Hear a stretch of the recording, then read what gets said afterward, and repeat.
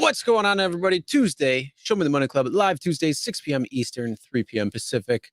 How you doing, Sergio? What's going on? Doing well, buddy. How are you? Whew, not too bad, not too bad. It got cooled for a little while, and then it warmed right back up. It was 90 today, so I'm happy about that. Watched the kids run around the sprinkler earlier, and just trying to enjoy the last bits of summer before it goes away. Unfortunately, Labor Day weekend is this weekend, so hopefully everybody out there is having a good time and kind of soaking in the last bit of summer that we have, unfortunately. But with that Yes, being sir. said, we got a crazy show for you coming up, huh? Yeah, we got a Some lot. literal. What's up? We got a lot. Oh yeah. All right. Well, let's get right into it. Let me pull up that. All right, let's get right into it. Show you what we're going to be talking about today. We have special guest Steve Tindall on. He is a lawyer and key member of the legal team representing Amazon Flex drivers and arbitration claims. So we're going to be talking about that and having him on in just a couple of minutes. Then we're going to be talking about Uber changing driver heat maps yet again. You can't even get used to them, and they're going to switch them on you, and you're not even going to know. You're going to look at it and be like, what the hell's going on here? Lyft also announced several updates over the last 2 days. So we're going to go over each of the announcements and whether they're good for drivers or not. You guys will be the judge. Let us know as well. We'll share our thoughts, what we think about them. Also, we're going to be talking about DoorDash making deactivation appeals more streamlined. So could that be good for DoorDash drivers? We'll see. Also, we're going to be talking about, is your car going to be eliminated from Uber Comfort and Electric? We'll see. Ooh. You might have gotten some emails already. We're going to be talking about that and a couple of thoughts there. We're also going to be talking about keeping track of your tax liability. Being a gig worker, you are not paying your taxes weekly like a W-2. You are paying your taxes either quarterly or annually or semi-annually. So one of the big things that you want to do is make sure you're keeping track of everything. So when time comes to pay taxes, if you got to pay, you got your money there and you're not really worried about it and no real issue. So we're going to talk about that. We're also going to be talking about, is Uber making profit? What are you doing here, Sergio? You got to write them the right way. Is Uber making profit on passengers' commercial insurance charges? I don't know. I mean, some of these commercial insurance rates are insane and through the roof. So are they tacking a little extra cheddar on for them? We're also going to be talking about, is Lyft following Massachusetts' new minimum wage laws? We're also going to be talking about Uber taking a page from Lyft with passive-aggressive emails. And of course, we're going to end with our facts and funnies. And then before we get started, we do have a couple of announcements to make. So if you wouldn't mind kindly liking and sharing the show, we do appreciate that. We'll be able to help hit more drivers that are out there.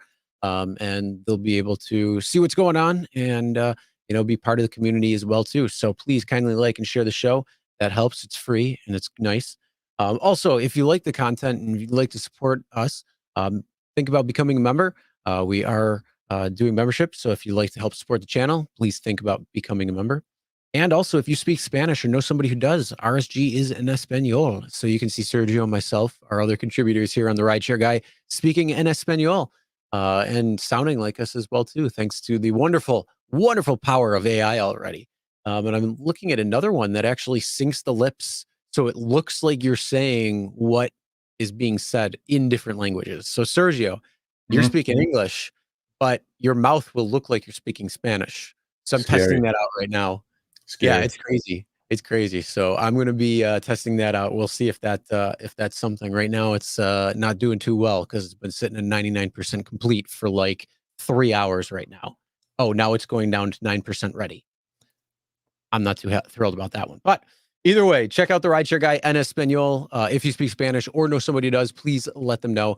Or again, if you want to see us speaking Spanish, just head over there and check it out too.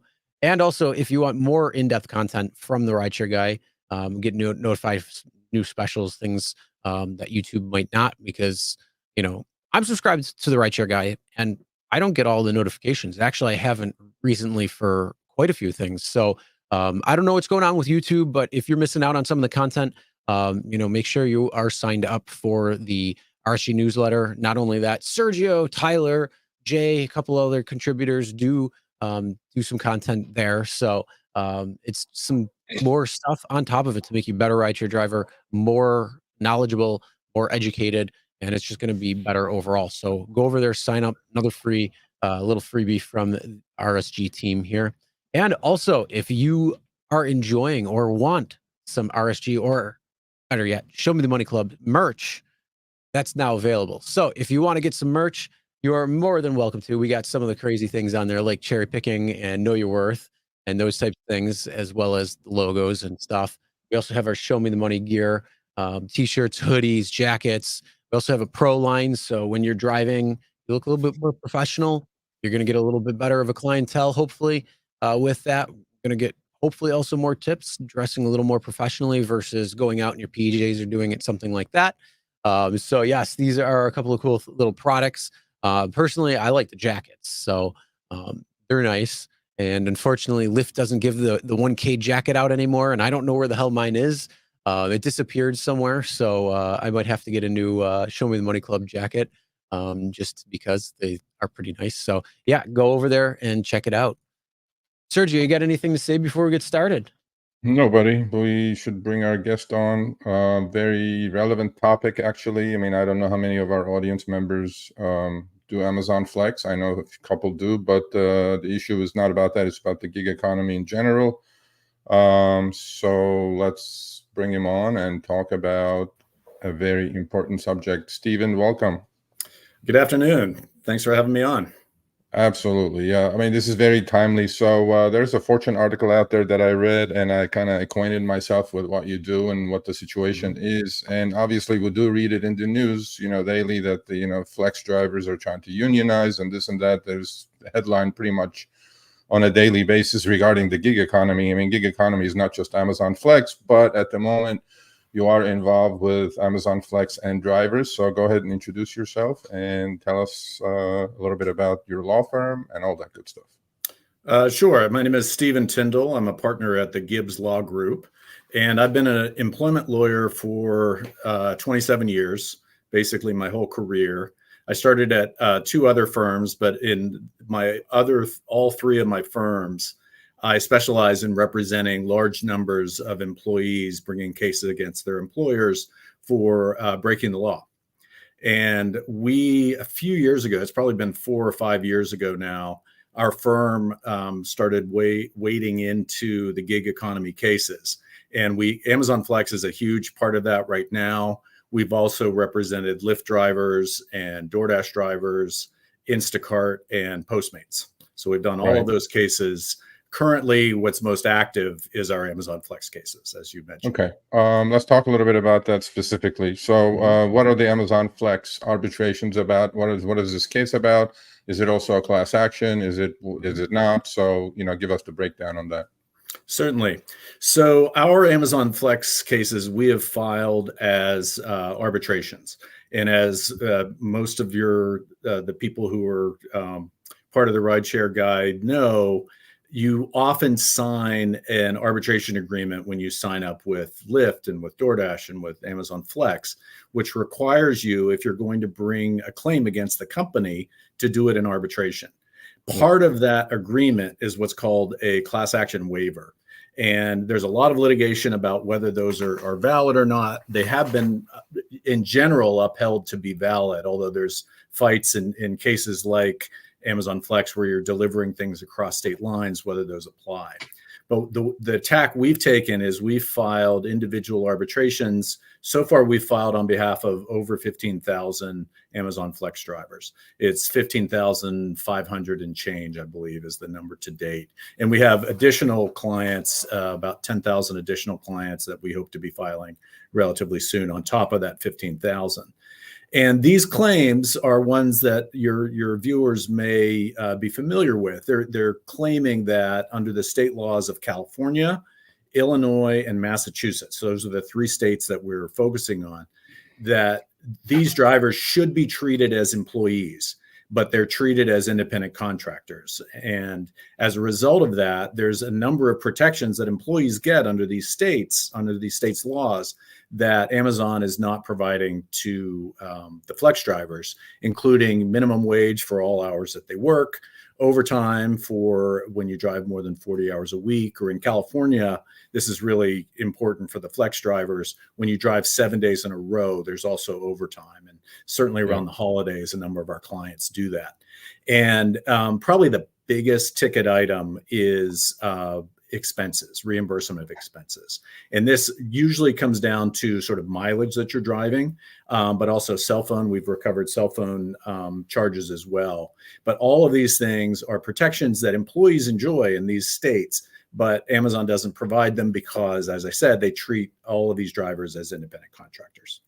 Yeah, there could be some sort of an overlap though, and this just doesn't have to be Amazon Flex, because I mean, you're talking the typical gig worker, right? You're talking an average Uber driver, Lyft driver. Yep. I mean, our audience is mostly rideshare drivers, obviously, but you know, this has been going on since the inception of these companies, right? I mean, they have to have us as independent contractors, and they passed something called Prop 22 in California, and now Prop 32, I call it, in Massachusetts, but couldn't any of this be applicable? By the way, when you said, you talked about there's terms of service that they push amendments on us continuously, pretty much once a month or so.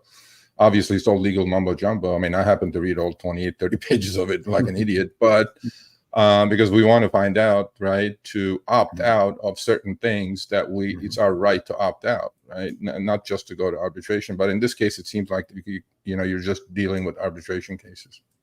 Our firm is just doing arbitration cases. You're right that this doesn't just apply to Amazon Flex. In fact, the cases we brought on behalf of Lyft drivers, on behalf of DoorDash and Postmates and Instacart drivers were all basically the same claims. They were all misclassification as independent contractors, seeking reimbursement of expenses, seeking minimum wage, overtime. There's some statutory claims on top of that as well. Yeah. Yeah. So a couple other things that comes to mind is that obviously you said 15,000 or 500, 15,500, and you're expecting 10,000 more. So the question is, how soon should someone start who's doing Amazon Flex? I mean, we do have gig workers obviously all over the country, but this is, you said, in how many states? 3 states so far? Or? 3 different states, correct. California, Massachusetts, and Illinois. Okay, so people, I mean, there's like a few hundred of you watching here. If you know anybody that's Amazon Flex, or you may be doing it, because we suggest to everybody to multi-app, right? I mean, you just don't get stuck with one app. Just do Uber, Lyft, Amazon, DoorDash, whatever it is. If you are doing Amazon Flex, Stephen is your man for those cases anyway. And so the question is, how soon should they do it? If they're doing Amazon, does it matter if they're doing 5 hours a week, 10 hours a week, whatever it is? That's a very good question. And the short answer is, if you're interested in asserting your claims, the sooner the better. And the reason for that, and your viewers and your members may know this, that every legal claim has what's called a statute of limitations. Statute of limitations just means there's a certain period of time in which you can bring a claim, and beyond that time you can't. So for most of California, it's a 4-year statute. For Illinois and Massachusetts, I think it's a 2 or 3-year statute. So it means that if you file today, you can only go back that length of time.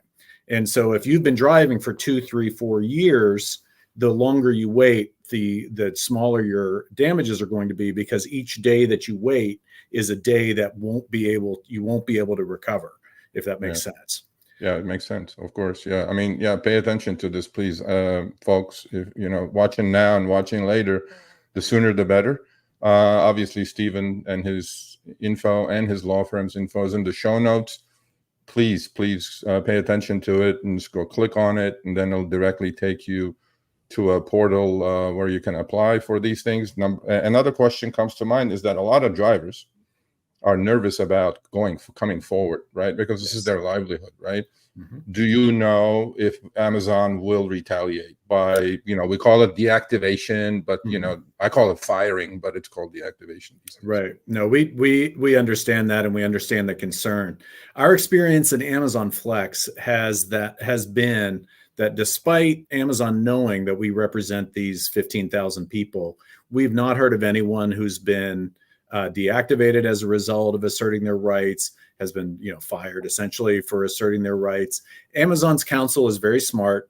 They're very careful, and they know that if they were to sort of mass fire or mass deactivate people who have asserted claims, it looks really bad. It looks bad to a court. It looks bad to an arbitrator that they're discriminating against people for asserting their rights, which under California law and Massachusetts law and Illinois law, it's illegal in all of those states. Is it possible that it could happen? Yes. But they would be, in addition to breaking the law with regard to misclassification, they'd also be breaking the law with regard to the deactivation.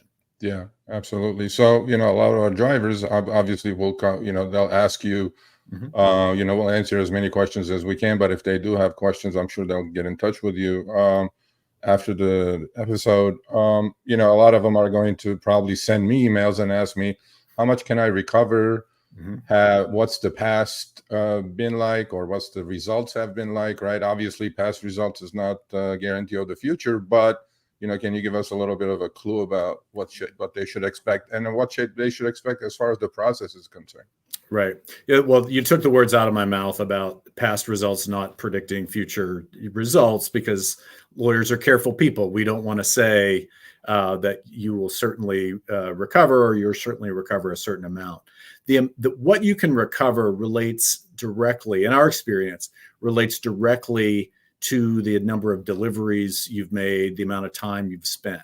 So it's not just like a lump sum that everybody gets. It's more, if you make more deliveries for Amazon, for each mile that you drive, you should be recovering the IRS rate at least. That's 55 to 65 cents, depending on when you were driving per mile. So the longer you drive, the more that adds up. Similarly, if you're working overtime, Amazon Flex does not pay overtime ever. They never have. And so all of those hours in California, over 8 in a day, or in 7 days a week, or over 40 in a week.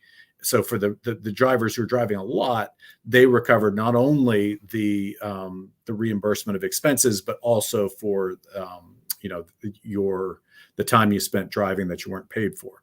And so we've had 9 of our cases have gone all the way through to arbitration, and we've been very successful. In 8 of the 9, the arbitrator has found that they were misclassified as independent contractors. And so that doesn't mean we will continue with that level of success, but we believe that we're right on the law. And so we're confident about that. And 7 of our 9 have recovered damages. And it depends, like I said, it depends on the length of, some of them were on the lower side because they'd only been driving for, 5-6 months. Some of them are on the higher side, which was like 3-4 year drivers. Yeah. Yeah. The other thing that comes to mind is that, I always knew that, don't ask a question you know the answer to, but then this is the time to ask those questions, because our audience, I was probably interested in all of this stuff. So they should start a claim soon, right? And as far as the timeline for the cases you said that you settled from 8 out of 9 in a successful fashion, how long of a process was that? Because as rideshare drivers, we're not a patient bunch. I know. And it isn't, I mean, just to correct your terminology a little bit, those weren't settlements. Those were rulings by an arbitrator. Okay. In my other gig cases, we actually reached settlements in Instacart and Lyft, et cetera. But in these cases, Amazon has not been in a hurry to settle cases. So we've had to actually take them to it. Once the process starts, it depends on the arbitrator. Some arbitrators, it's kind of like the Wild West. When you sign an arbitration agreement, you are not, you're bypassing the court system, and you're signing up with an arbitrator. In theory, it's a quicker process than in court. In practice, sometimes it is, sometimes it's not. And it depends a bit on how the arbitrator proceeds in their cases. Some of them want to move quickly and they get it moving and they say, all right, how quickly can you put this on? Some of them allow both sides to get as much information as possible. And, oh, you need more time? That's totally fine with me. And so it really does vary. I mean, it can be, several months to a couple of years is what I'd say. Okay. The other thing is, obviously arbitration, has a costs, right? I mean, arbitrator needs to get paid and all that. But what is the cost if a driver watches this and signs up with your law firm? Like, do they incur any costs? What let us know about that. That's a great question. My law firm does these cases entirely on a contingent basis, which Okay. means that the drivers don't have to pay anything unless we win, and unless we Right. win and get a recovery. So if we win and we get a recovery, then we recover the out-of-pocket expenses that we've spent for like depositions or for paying for transcripts or things like that, and as well as a percentage of what it is that they recover. But if it's not successful, then they don't have to pay anything. Okay. Okay. As we know, we use our cars, right, as our tools of the trade. Mhm. Yeah, I've done Amazon Flex actually, but not too much because I didn't like, doing 80 deliveries in like 2 hours and That's right. carrying bottles of cases of water, whatever. But I still drive, but I'd rather do rideshare. But during these deliveries, I mean, a lot of people get into crashes. It's obvious. Yeah. I mean, the more you drive, the likelihood it is. So do these cases involve if a driver gets injured on the job, are those kind of claims included in these, or this is completely separate? There's sort of, let me unpack the question into two different things. One is sort of damage to the car. And if the car is damaged while you're driving, there's good case law, at least in one of the states and maybe in all three of the states, that suggests that that is a work-related expense. And so just like gas, just like wear and tear, that's a work-related expense that an employer, if you were properly classified as an employee, that an employer needs to reimburse you for. Personal injury aspects of it, that's not part of what we do. That falls under the sort of heading of workers' comp. And workers' comp, there are great workers' comp lawyers out there in all three of these states. And so what we would do is we'd recommend, look, if you're injured, we'll put you in touch with a good workers' comp lawyer that we trust, and that you can pursue that part of it, and it shouldn't have an effect on your misclassification case. Okay. So I've asked pretty much what I could think of to you, and I'll give you the floor for the last few minutes. Summarize what you do for people who join late, and also, give us some advice. I mean, I think a lot of our audience is going to send me emails now and say, "Hey, how about Uber? How about Lyft?" I feel like I'm their employee because they're algorithmically discriminating against me, doing this, doing that. I mean, look, we've done all this for the last 3 years. We've proven it a million times, but I'm sure the day is going to come that there is going to be massive arbitration cases as far as rideshare is concerned too. So we'll keep you in mind, obviously, but floor is yours. Go ahead and, close us up. Yeah, certainly. So if you are an Amazon Flex driver, I strongly encourage you to get in touch with us. I think the website where you can get in touch with us will be provided, especially if you're in California, Illinois, or Massachusetts. Right now, those are the only three states we're doing. That has to do with the law in those states being very clear about the misclassification. That doesn't mean if you're not in those states that you don't have a claim. You very well might, but we're not pursuing. My firm is not pursuing those. So that's number one. Number two, on the rideshare issues, yes, I mean those are real claims. Prop 22 in California really does cut into that. And depending on whether the company is abiding by Prop 22 itself, so providing at least a floor for the minimum wage and providing for some compensation for the mileage, they might be able to properly argue that you are properly classified as an independent contractor. That depends on how they are treating you. And we haven't lost that argument in Amazon Flex. We haven't really faced it yet. Amazon hasn't raised it. So we'll see what happens with that. But, if you're within California, that's something to keep in mind. But I would encourage you to really investigate whether your rights are being violated and whether it makes sense to assert those rights, because our clients have had good success. And I think we're happy that they contacted us, and we're happy that they sort of stood up for themselves against Amazon. Well, again, here's Stephen Tindall. Please pass the word around. You don't have. I know everybody knows somebody who's doing Amazon Flex. Obviously, in these three states specifically, the link is in the show notes. Please get in touch with them. As you said, the sooner you claim, the better. If you have any questions, please send them to me. I'll forward them to Stephen. But thank you for coming on. Really, really important subject. Best of luck, and please keep us posted on how it's going. Will do. And thanks so much for the interest in the issue and for having me on. Absolutely. All right. So that is Stephen from helping with Amazon Flex workers and trying to get your rights. So if you're interested, yes, link is in the description, as was mentioned just a little bit ago on that. All right. So you ready for today's show? Yeah, I'm getting good at these interviews, bro. Yeah. I may have I just let you go right to it. It's a lot easier, especially trying to get some of that information around. No talking over I anybody. may have a future on CNN. Not. Didn't somebody? There's somebody I know that was complaining. They're like, oh, they don't want to offer me a job, and I have like 1 million followers. I'm like, why would you want a job when you have 1 million followers? Exactly. You're going to make more money from your personal account than going to some of these places. So I mean, sometimes you gotta be smart where you're going. But either way, all right, let's get on with the show. We got a long one. Oof. Yeah, we got a lot of topics. So our first topic that we're going to be talking about is Uber changing the heat maps. I already saw somebody about the surge heat map. The reason why you probably aren't seeing surge, one, is there's probably too many drivers in your area, or you're going in the wrong, going out at the wrong times. So I don't know your specific market or anything like that, but one of the things you need to know is the 3 Ps: planning, positioning, and patience. That's really about it. This is schools from are now my back app. to session. What's up? Yeah, this is from my app, buddy. I got and it's live on my app. The monkeypox that's going around. Yeah. Doesn't that look like the monkeypox now?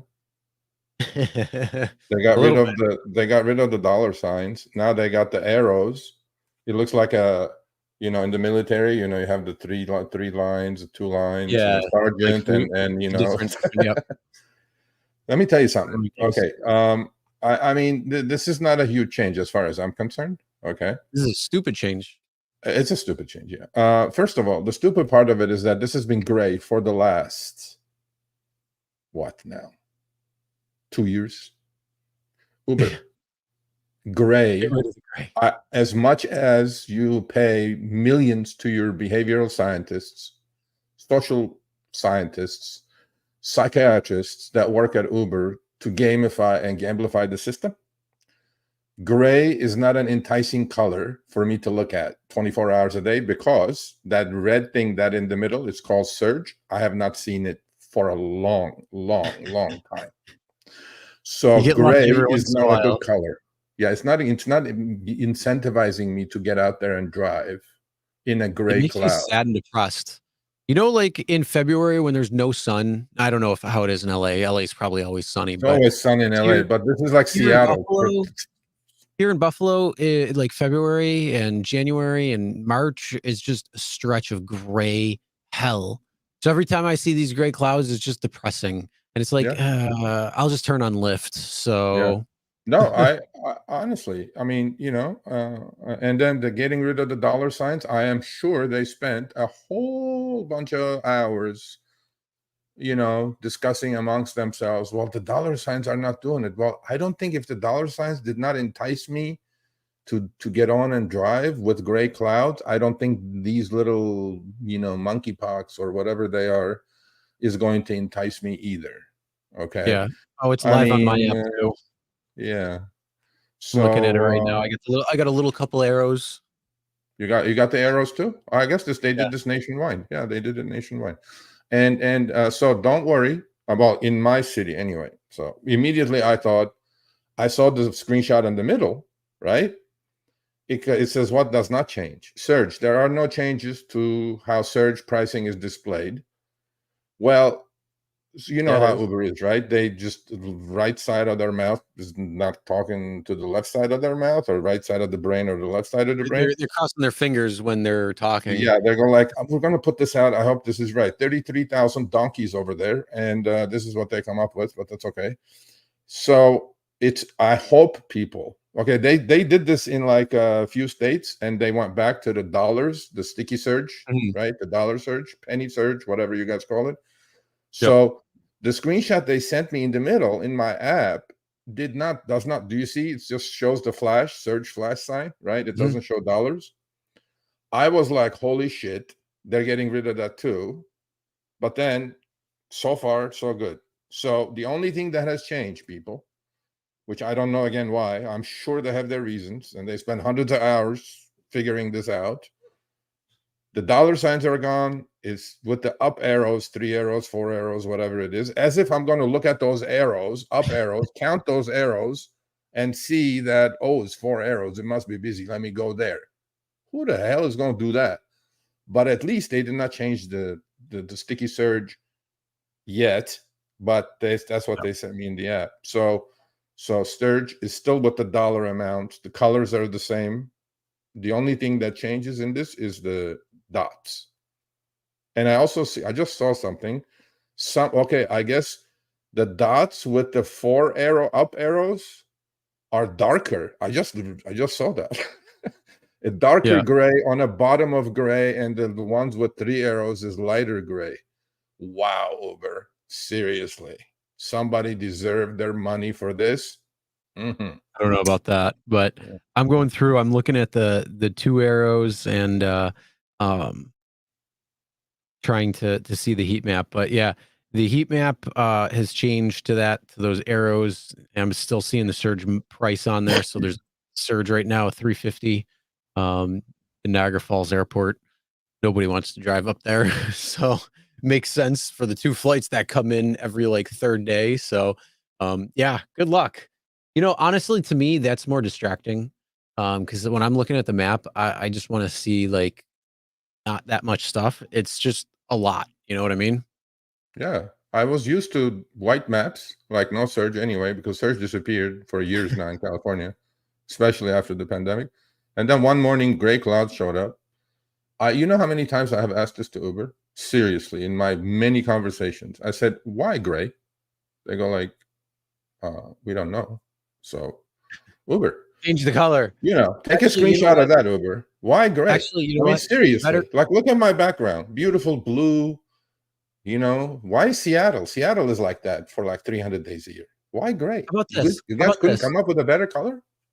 We're Yeah, depressed already, not making any money. I mean, why put gray? I don't know. great clouds of death. That's all I call them.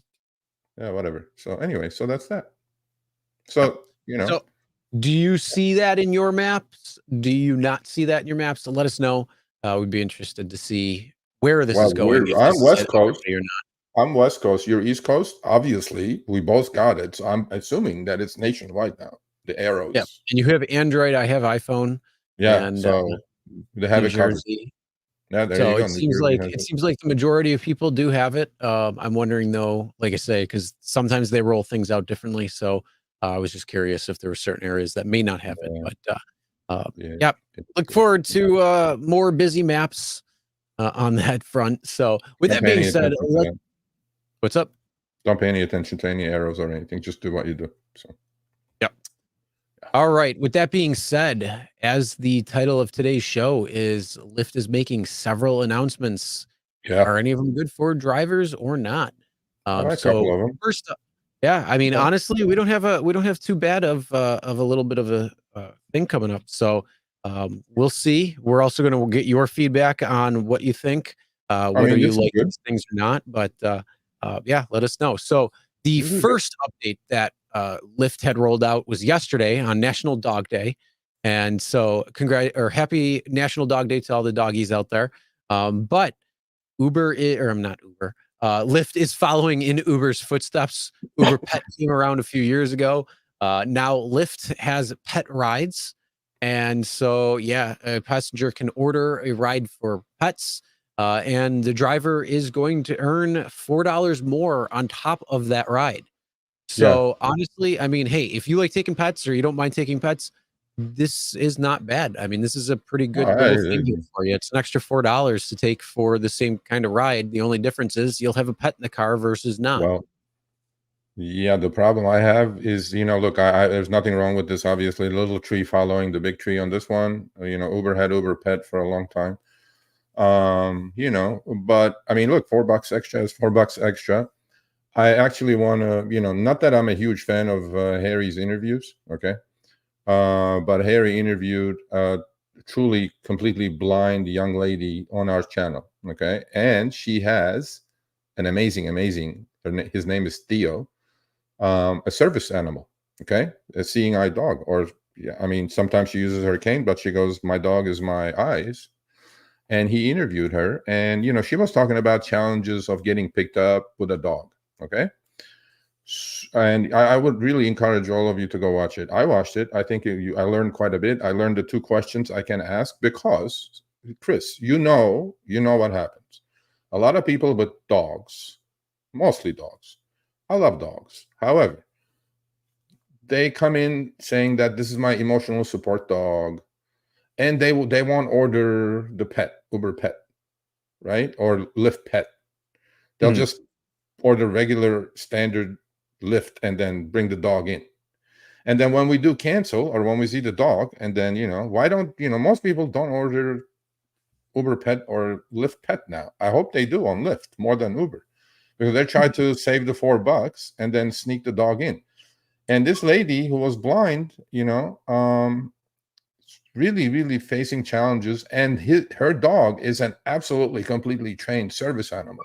And then, we get the shenanigans with the riders. Yeah, this is my emotional support dog. Oh, this is my service animal. And then the freaking dog is just jumping up and down in the back seat, right? And it's not trained. But then if you don't take him, what happens?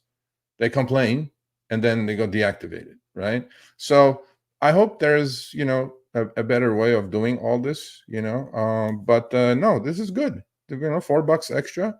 Hope the riders order it. Hope the riders use it, as opposed to or trying to save $4 and ordering a regular standard trip and sneaking the dog in. So how many times do we see passengers where you go to the location to pick up and it's 5 or 6 people trying to order a regular ride or an X when they need an XL, or even having an XL and they have like 9 people there and they're trying to get the ride, and it's like, no, you need either 2 cars or you need to order the XL because they're all trying to save the money. And hopefully there are a lot of people though that will order Pet. I mean, we've seen Uber Pet when we're doing our comparisons. We'll see Uber Pet pop up quite a bit. So, I mean, honestly, at least people are using it. But yes, that is the big thing to take note. First off, when it comes to service animals you have to take. That is by it's law in all 50 states. If you don't, yes, you will be deactivated. When it comes to a service, when it comes to a support dog, an emotional support dog, those do not fall under ADA guidelines. So that is a whole different beast, and they are not, under law. They're not trained like service animals are, and they don't. It's not ADA, so you don't need to do that. Unfortunately, though, yes, your dumbass passenger will complain, and you'll get deactivated. So this is one thing why you should probably have a dash camera if you don't already, because you can use that dash cam footage to say if it's proved that it was a emotional support dog versus a actual service dog. If you have that on camera, again, it's not ADA the same as service dogs. So there's that difference there. But when it comes to taking pets, if you enjoy pets or anything like that, that is a good thing because it's $4 extra in your pocket. Now, one thing I would recommend, make sure you have some different things. I put a couple of different things in the description on stuff that you should have, just in case you want to take pet rides, like a towel, because you can get out, put the towel down. They can be on the towel. Get a nice big one. So I put a big beach towel on there because it'll cover your entire back seat. And then that way, any fur or anything like that. There's also like fur cleaning utility, little different things, lint rollers and stuff. So you should have those things just in case, pet and stain removers, just in case something does happen, because unfortunately they get nervous, something like that happens. And if you really love dogs, have a little bit of treats in there for them. It can help. And the only thing I'll say is just make sure you ask the owner before you give a dog a treat, just in case there's anything. You don't want a dog that bites the I hand that mean, feeds. You don't want anything like that. But yeah, if you're going to opt into taking pet rides, I would highly suggest getting some of those, or at least looking at some of those things. So I put them in the description for you. and Maybe. FYI, you can opt in or out with Lyft in this. And on Yep. Uber, there is an Uber on your Uber preferences. You can also opt in and out. So that part is at least a big plus, because look, some drivers are afraid of dogs, or some drivers are completely allergic to dogs, right? At least the opt-in and out part is good. Good job, Lyft, that you gave the driver the choice to take these trips on or not.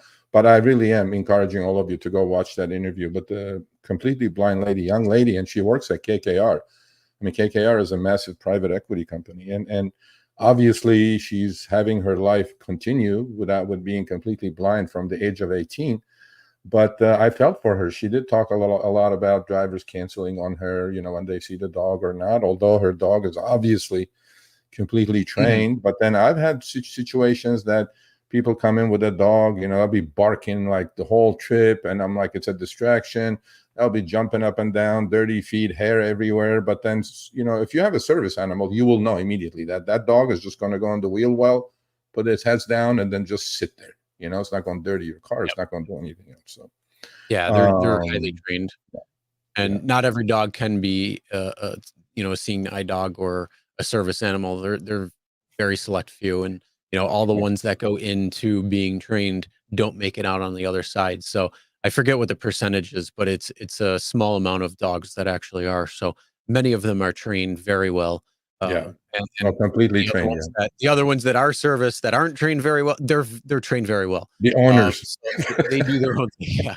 Um, and yeah, there's a lot of things, but as I say, have dash cameras just in case, especially too, some of these animals, if they're getting into some trouble and they're high anxiety. My one dog is very high anxious dog, and I mean, she doesn't destroy a lot of things, but she'll get into things, and it's a pain in the ass, really. But you don't want them chewing stuff up on your car and stuff like that. But again, have a dash camera to make sure anything that happens, you're able to collect upon. So if there's any damage or anything like that, you can collect. Same thing with, just having those extra things on hand. So then that way, in the event something happens, you're able to clean it up real quick, whether it's some fur or, whatever it might be. Yeah. So check the links in the description below for some things that we put in there. Thank you, Carl. Carl, thank you very much. We appreciate that. Okay. So, and then, there's a bunch of announcements that Lyft had. That was the first one. So let's go into our second announcement that they just announced today, and that is hi, folks at Lyft, by the way. Verified Rider. So let's, this is something that Uber announced how long ago at this point? And how many times do you see verified riders at this point? I don't have it in LA. I don't see it. So the same thing here. They're doing it in select cities. It's not rolled out nationwide.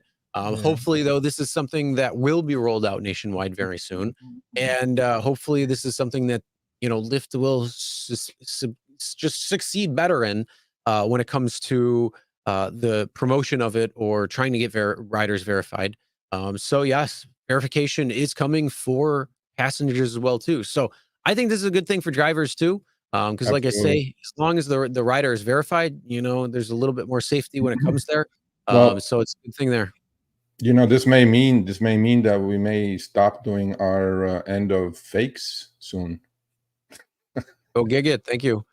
Well, if they're verified, I mean, at that point, well, I don't know. It didn't stop Uber, so we're still doing the fakes. So Lyft, good job. I mean, again, following Uber, but again, maybe their verification systems are going to be a little bit better than Uber's. Just being second doesn't mean. This is something I was really passionate about a year ago, and talked about it. Uber, did it first, and Lyft is doing it now. I mean, I know you all are watching, so have a good one. And I think this is also a very positive development. Look, haters are going to hate. They're going to go, oh, they're not verifying. They're not uploading an ID. They're not doing this. They're not doing that. I'm like, look, it's a little bit of a peace of mind. if nothing else. Okay, so they're piloting it in, I think, 8 or 9 cities. And look, I mean, safety and security are important for everyone, right? And if it's going to give you a little bit of a peace of mind, fine. I mean, if you don't like it, don't like it. I don't care. I like it. Now, Sergio, my question to you: if you saw Uber come up on your screen request and it said killer and it wasn't verified, would you accept or deny it? No. Oh, you mean comes up killer and with a verified sign? No, with no verified. Would you accept it or no? Hell no. Okay, now if killer came up again but had a verification badge on, would you take that ride? I would take that one. If it's during the day, I would take that one just to prove to Uber that the verification system is garbage. That's what I would do. I would take that one. If it's during the day. If it's 3 in the morning in an alley, not going to happen. Yeah. Well, I think it's a good step in the right direction. Well, we're going to talk about that in a second. Needs to be taken, but yes, verified guest riders. I think they need to have something. Well, Lyft did that. Lyft has something. So go to the next screenshot, and then just hold on 1 second. Our process includes cross-checking a rider's personal information, like their legal name. Well, today we'll have a fake Lyft, so you guys will see at the end of the show. Like their legal name and phone number using trusted third-party databases. This is basically the same as the other Darth Vader. In their information can't be if their information can't be validated, riders may obviously, right, may be asked to upload an ID. Any information provided is protected in accordance with our privacy law. So we'll go to the next one. And this is what it's going to look like for the rider, right? They're going to get a badge, like a little Twitter badge or whatever the heck it is, a little check mark. When a rider verifies their identity, they'll get a verification badge on their profile. What the drivers will see the same thing. When the trip comes in, they'll see the badge. They'll see the rider's name and verification badge in addition to their rating and photo, if there is a photo, obviously, because most people do not upload photo, or they put their dog's picture or whatever. And then on the next one, there is a little bit more detail. That's it.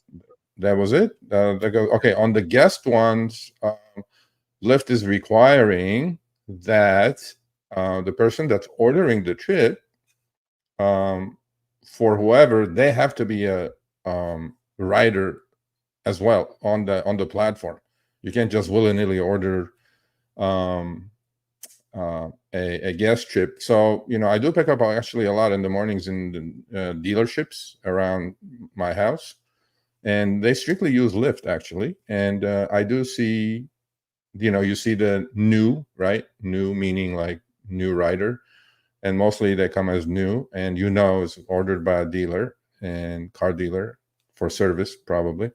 And so Lyft has one little extra step above and beyond Uber, because I don't think Uber does show if it's a guest trip, although I have seen in LA Uber showing that this is a guest ride, and then it will give you the guest riders. It will tell you the rating of the ordering person and the guest's rating as well. Hopefully it's like that in your cities. So yeah, I think this is also another good thing. See, look, Lyft has done really good things. One thing they have not done is pay more. Actually, in fact, pay has gone the other way. And Mr. Bisher, I mean, I know some of your people are watching this. Here's my message to you. I mean, we had a date 6 months ago. What happened, right? I mean, we need to have another conversation here, right? And you do respond to some of my tweets, but then you're 6 months late to our second date. Are you standing me up? Do I have to do another video like I did last time? I mean, I don't know. Should we do another video, Chris? Because we know Darth Vader, the other company's Darth Vader is not going to show up. With your pink mustache? Yeah, with something. We got to do something. Jeff says, Sergio, next week, a pink hat and a shirt. No, man. No. Well, you know what? Here's the thing. Here's the deal. If David Risher comes on to the show, hell yeah, we will wear our pink. Guaranteed. I'll wear my 1K jacket, or I do have a Lyft pink t-shirt. Actually, I just don't know where it is. I think it's in storage. You have the mustache? No, I don't have the mustache. I have a t-shirt. When I did when I was a DAC member on Lyft. The mustache on the back of me. David Risher, if you're watching, if you're coming on, send me one of those mustache. I'll put it right behind me. Background. There you go. Send me one of those mustache.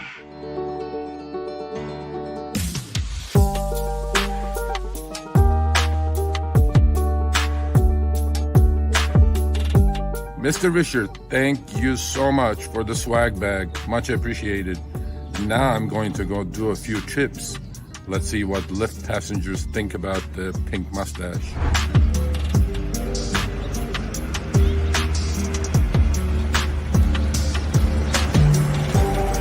Let's go, Mr. Richard. See you soon. Look what I have to go through to get you on Show Me the Money Club for an insightful conversation. Open invitation. Now, if I do get a ticket with this thing on my car, I am sending you the bill.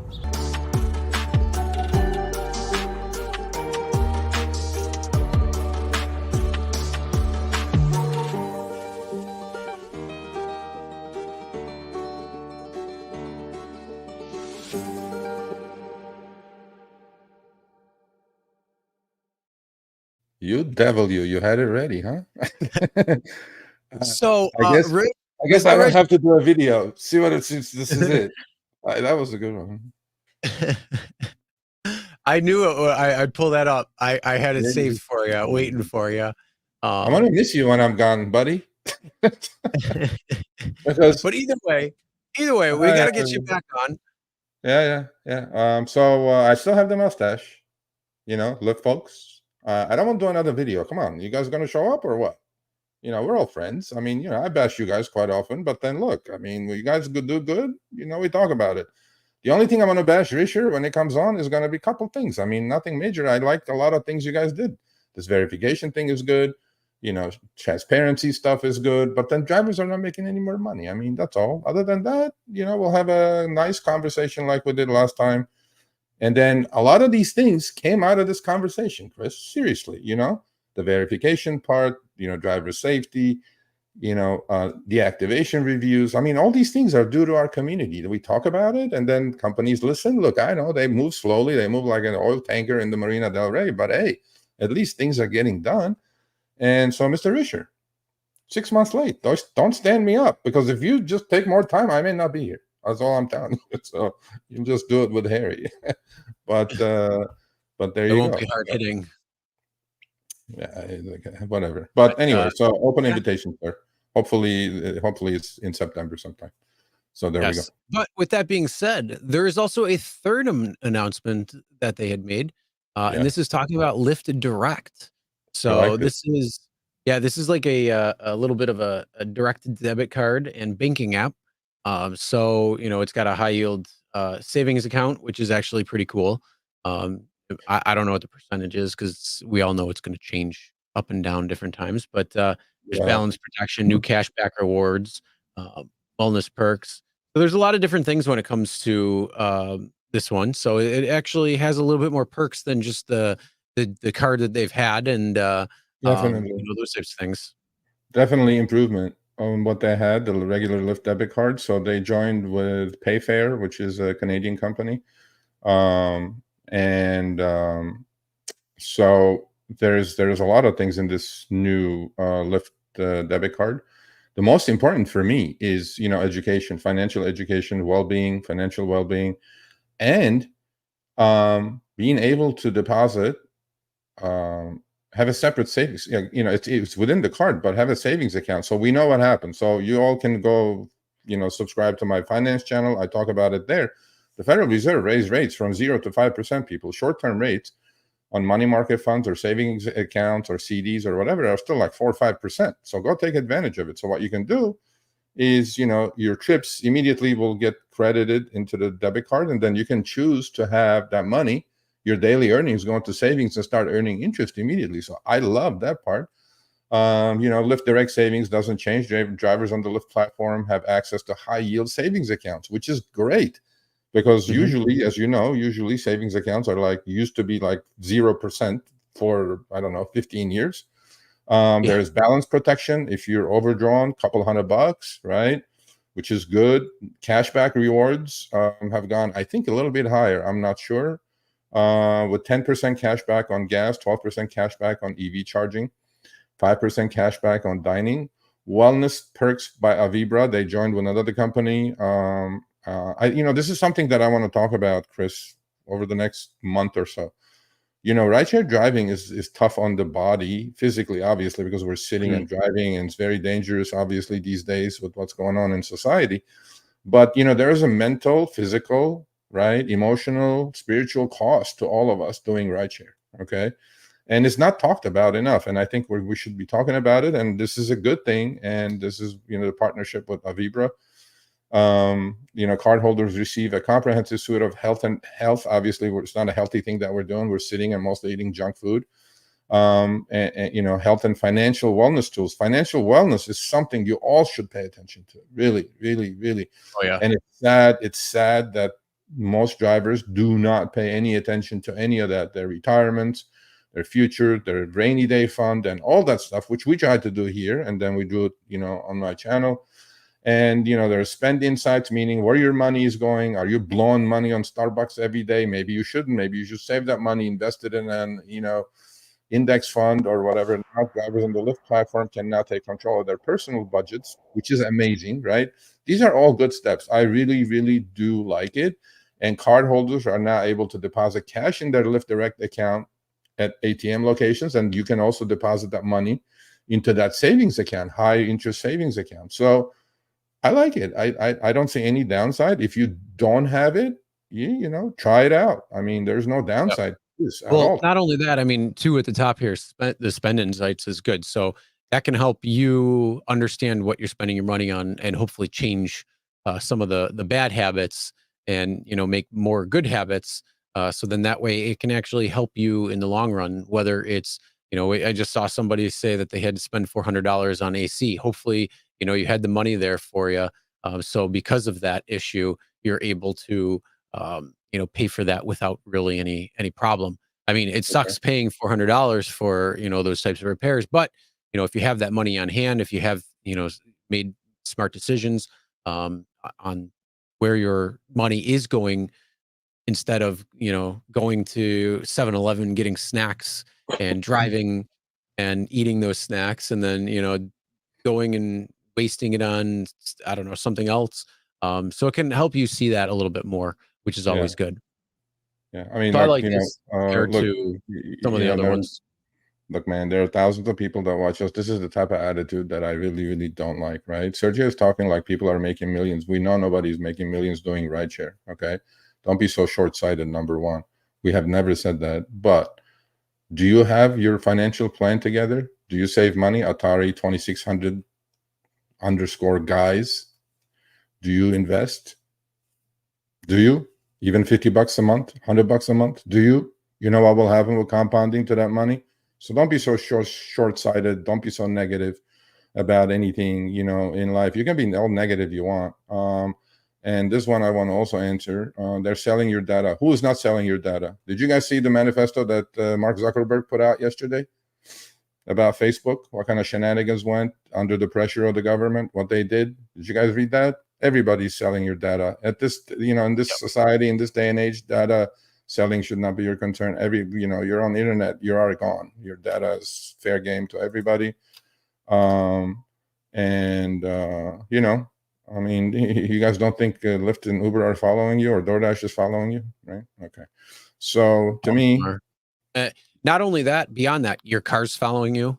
So your car, I mean, literally, your car is selling your data to insurance companies, and that's why insurance rates are jacked up.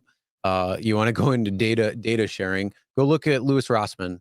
Go watch his channel. He'll talk to you about all that stuff. Yeah. Anyway, so we can be all negative about this, or we can be, certainly when it's positive, we can talk about positively. And these three things, what is there to say? What am I supposed to bash this for? Uber Pet, okay, you make an extra $4. Verification, good thing for peace of mind. And then you haven't, I mean, I don't know. $4, screw, that's not enough. Yeah, it's never enough. It's never enough. Okay, well, no, that's a completely different story, though. You should email me, Sergio@therideshareguy.com, and then maybe I'll put you on behind the wheel. Yeah, okay, they're taking $3 sides. Are you? No. Okay, then move on. What are you even talking about it? Who cares? Let them do it. And just you're not doing it, I hope. Anyway, so let's move on. Well, either way, those are a few good changes. I mean, things could always be different and better, but they can also get worse. So You know, they could say, hey, we're going to have Uber or we're going to have Lyft Pet and not give you anything extra. So, I mean, that's always a good thing. You Yep. have the ability to opt out. So there's a lot of things there. I mean, Mhm. it's just the way you look at it. So I understand. I mean, like everybody here feels like an abused person when it comes to like their Uber and Lyft, big bad one hitting them and all that. And you know, everybody's like, oh, well, they do something a little nice, and he's can I have some more? Like that type of stuff. But in reality, you know, you got to take the wins where you can, and you got to look at things that will be able to benefit you and say, hey, thanks. I mean, you don't have to be like super gracious about it. You just got to be like, okay, cool. I can use that to work for my advantage. And then again, you use it to your advantage and how you want to do it. I mean, like, look, hey, if you don't want to invest in the stock market, invest it, or I mean, put your money into a savings account. Don't leave it in a checking account because it's just going to sit there and lose money. You put it into a savings account, at least it's going to grow a little bit. Or yeah, you could invest. You know, instead of going to Starbucks every morning, like Sergio said, take that $5 every single day and invest into the market. Do you, see, this is it. Like, why do you even talk about it? Because they exist, and without Lyft, you know how much worse your Uber would be. Why are you watching? I mean, Why are you no, even no. I mean, here? no. I take these because I'm trying to make sense out of it, right? I should get in the mind of it. When you do that, do you know if Uber was a monopoly, how bad things would be for you, goalie, with just Uber, right? They would. If you think you're getting screwed by Uber now, with a duopoly, with a monopoly, you would be really, really crying. So, you know, people don't have thoughts of, you know. I just want to know. I mean, like, if you're saying Lyft is crap in 2024, then I mean, why are you watching the rideshare Delete guy the in app. 2024? I mean, it's Delete kind the of app. in the name. It's kind of a given. I'm super happy. What are you talking about? I'm very happy.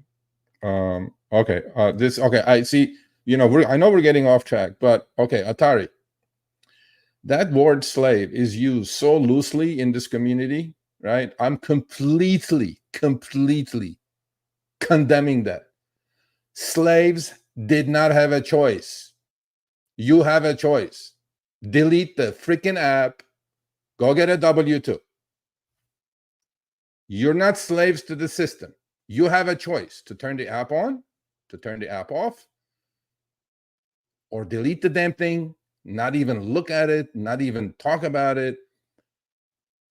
Okay, well, maybe you can get a job in an AC office, because you know you have to look within you. You have to have that reality check. You have to have that honest talk with yourself, Atari. Are you only good for rideshare? Is that the only thing you can do? I mean, I don't think so. I don't think any of us, all of us, can do better than rideshare. Rideshare is just a transitory, you know, game that we play, and some of us get stuck. And actually, I have a great behind the wheel coming up. The headline is, "Are we all addicted?" I think we are, and we should create a 12-step program. So, you know, you being jealous and talking about CEOs making millions of dollars. Yeah, in what company? Boeing, their goddamn planes crashed nonstop. The wheels fell out of the sky, and the guy makes $40 million a year. Why don't you talk a little bit about Boeing? I mean, seriously. So this thing is like, just doesn't make sense, you know? But anyway, so let's move on. I know the biggest thing is you always have to have plan B, C, D in the back pocket, because who knows how long it's going to last.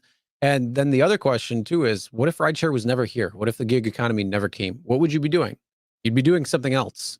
Yeah. So, I mean, if you're comfortable where you're at, and let's be real, a lot of people just don't like change. They're comfortable with what they're doing because they know it.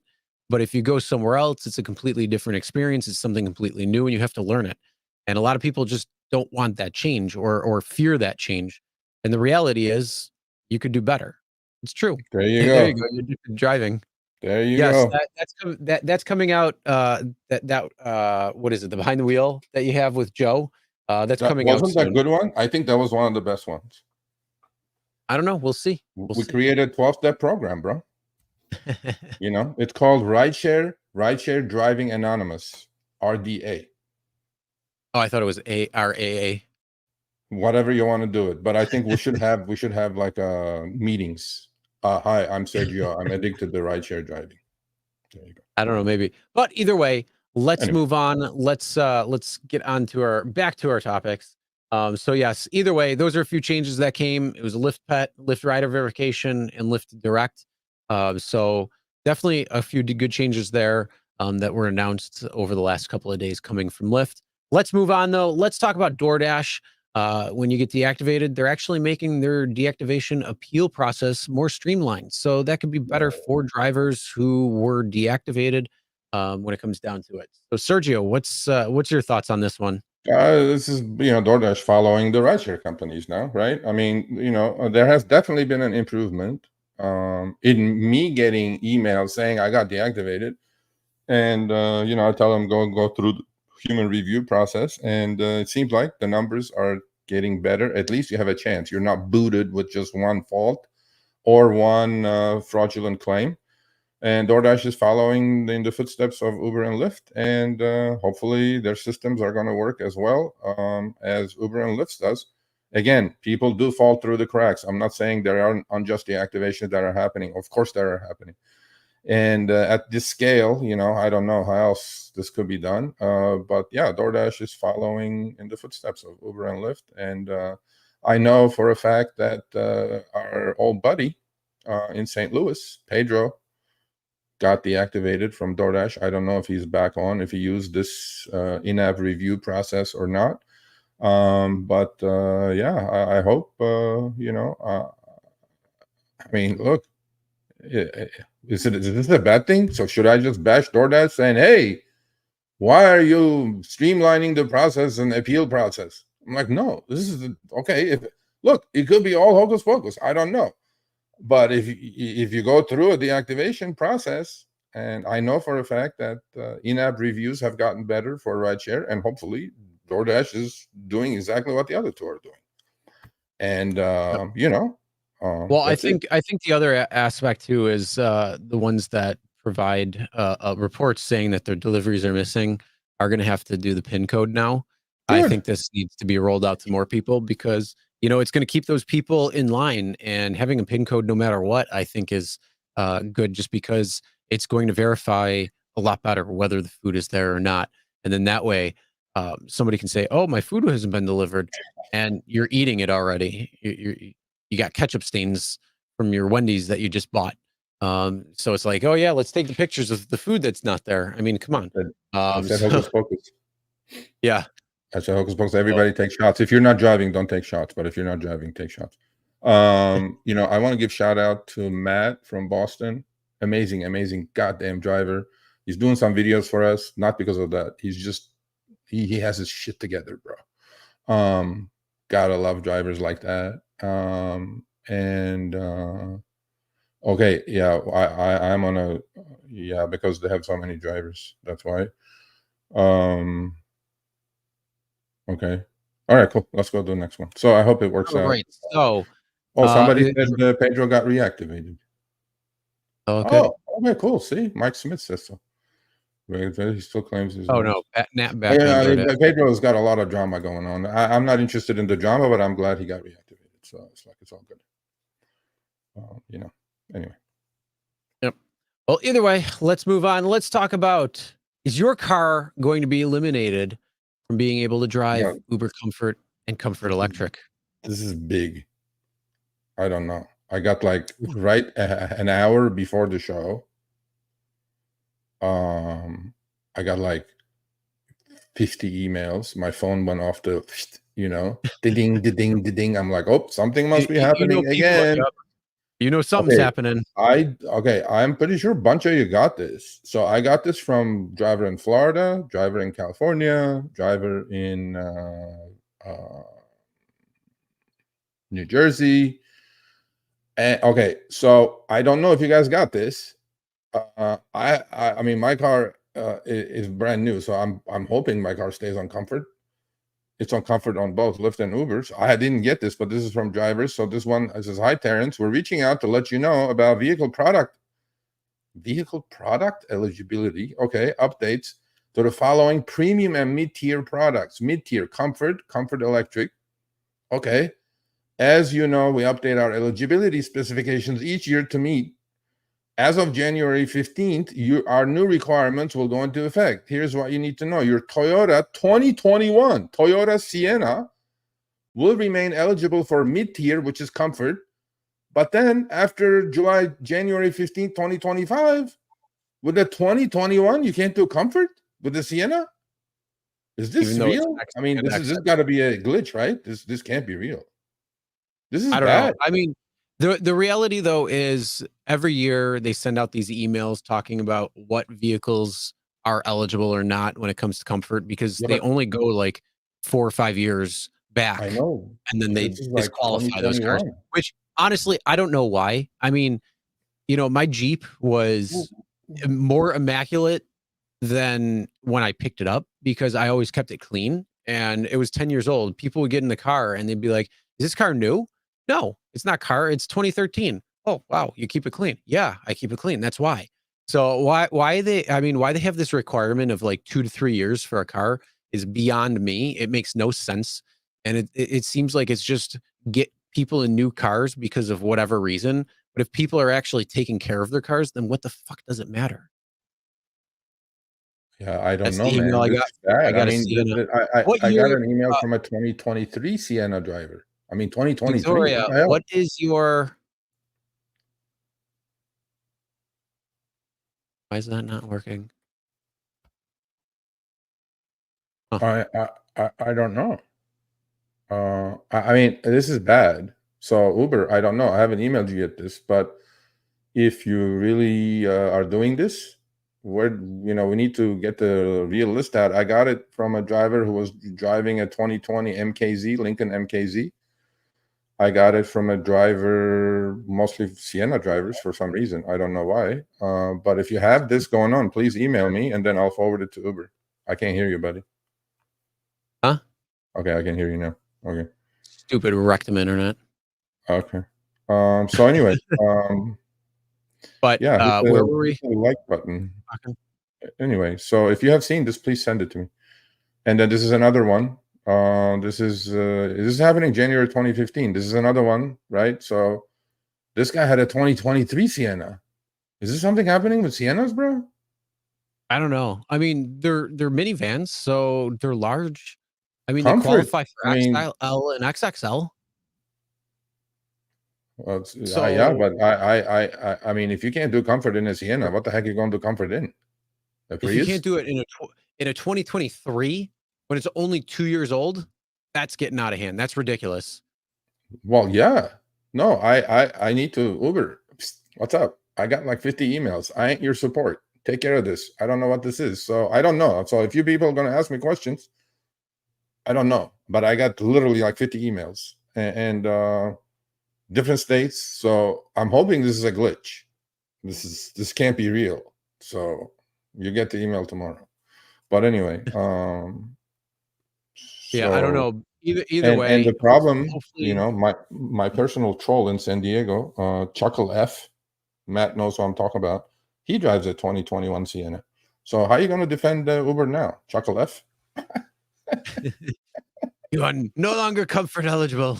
Comfort eligible. Well, he does like a lot of. He sits home and picks up these like $150 comfort trips from freaking Oceanside to LAX, and then he goes, "Yeah, I'm making so much money." I'm like, "Yeah, okay. Now what? No comfort. You're going to do X with your little." He nicknamed his car Dara. That's where that guy is. He's my fucking Why is he troll. going to give Dara a ride? Shit, bro. Whatever. Or is Dara riding him? Yeah, who cares? Whatever. Anyway, so if you guys got it, please email me, Sergio@therightcheckout.com. If you did get it, please email me. So the more emails I have, the better, so I can send it all to Uber and say, "Hey, man, what the hell?" Right? Okay. Yeah, it's not. It's not. I mean, first of all, there's a couple of issues that I do want to clarify on this. The emails that we did get, it looks like Siennas are kind of the main culprit, even though there are other cars Yeah. on there. But Sienna may be the main culprit. Maybe they're just getting rid of Sienna for whatever reason. I don't know why. It doesn't make sense. It is Sienna does like Excel, it's a no? minivan. It's a freaking It does Excel, right? You can do Excel. Yeah, it's a minivan. Yeah. So you're gonna have the third row there. You got what, 7 seats or something? If you do 'Cause you Excel, got why do the you not do 4, comfort? 7. Yeah, right.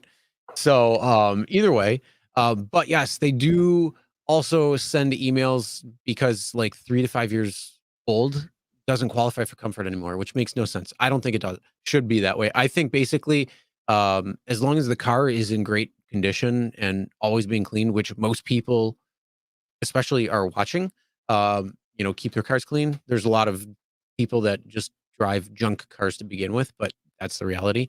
Then, one of the emails that we got, we want to address is saying that they're getting rid of comfort or comfort electric. That's not the case. They're not getting rid of comfort or comfort electric. They're not getting rid of XL. They're not getting rid of any of these different tiers unless they actually say we're getting rid of this particular tier. But all of those are actually well used and well established, and I think pretty much going to be staying for a long time. What's happening is your vehicle will not meet the criteria for being able to do that particular trip anymore. So as of January 15th or whatever the day they said, double check. Yeah, January 15th of January 15th, 25. 2025. Then you're not going to be able to use your car for that anymore, which sucks. It's stupid. And hopefully some of these, especially a 2023 Toyota Sienna that's only 2 years old at that, not even. I mean, you're starting 2025. So, like, come on. I agree. I agree, Matt.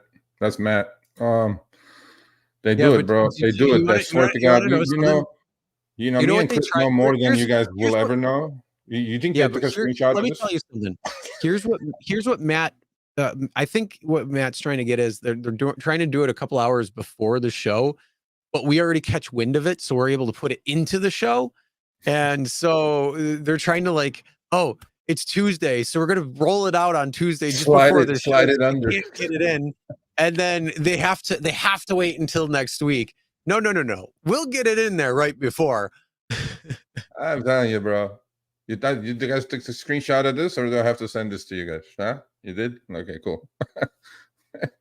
Anyway, but no, please email me, seriously, Sergio@therideshareguy.com, because I want to know.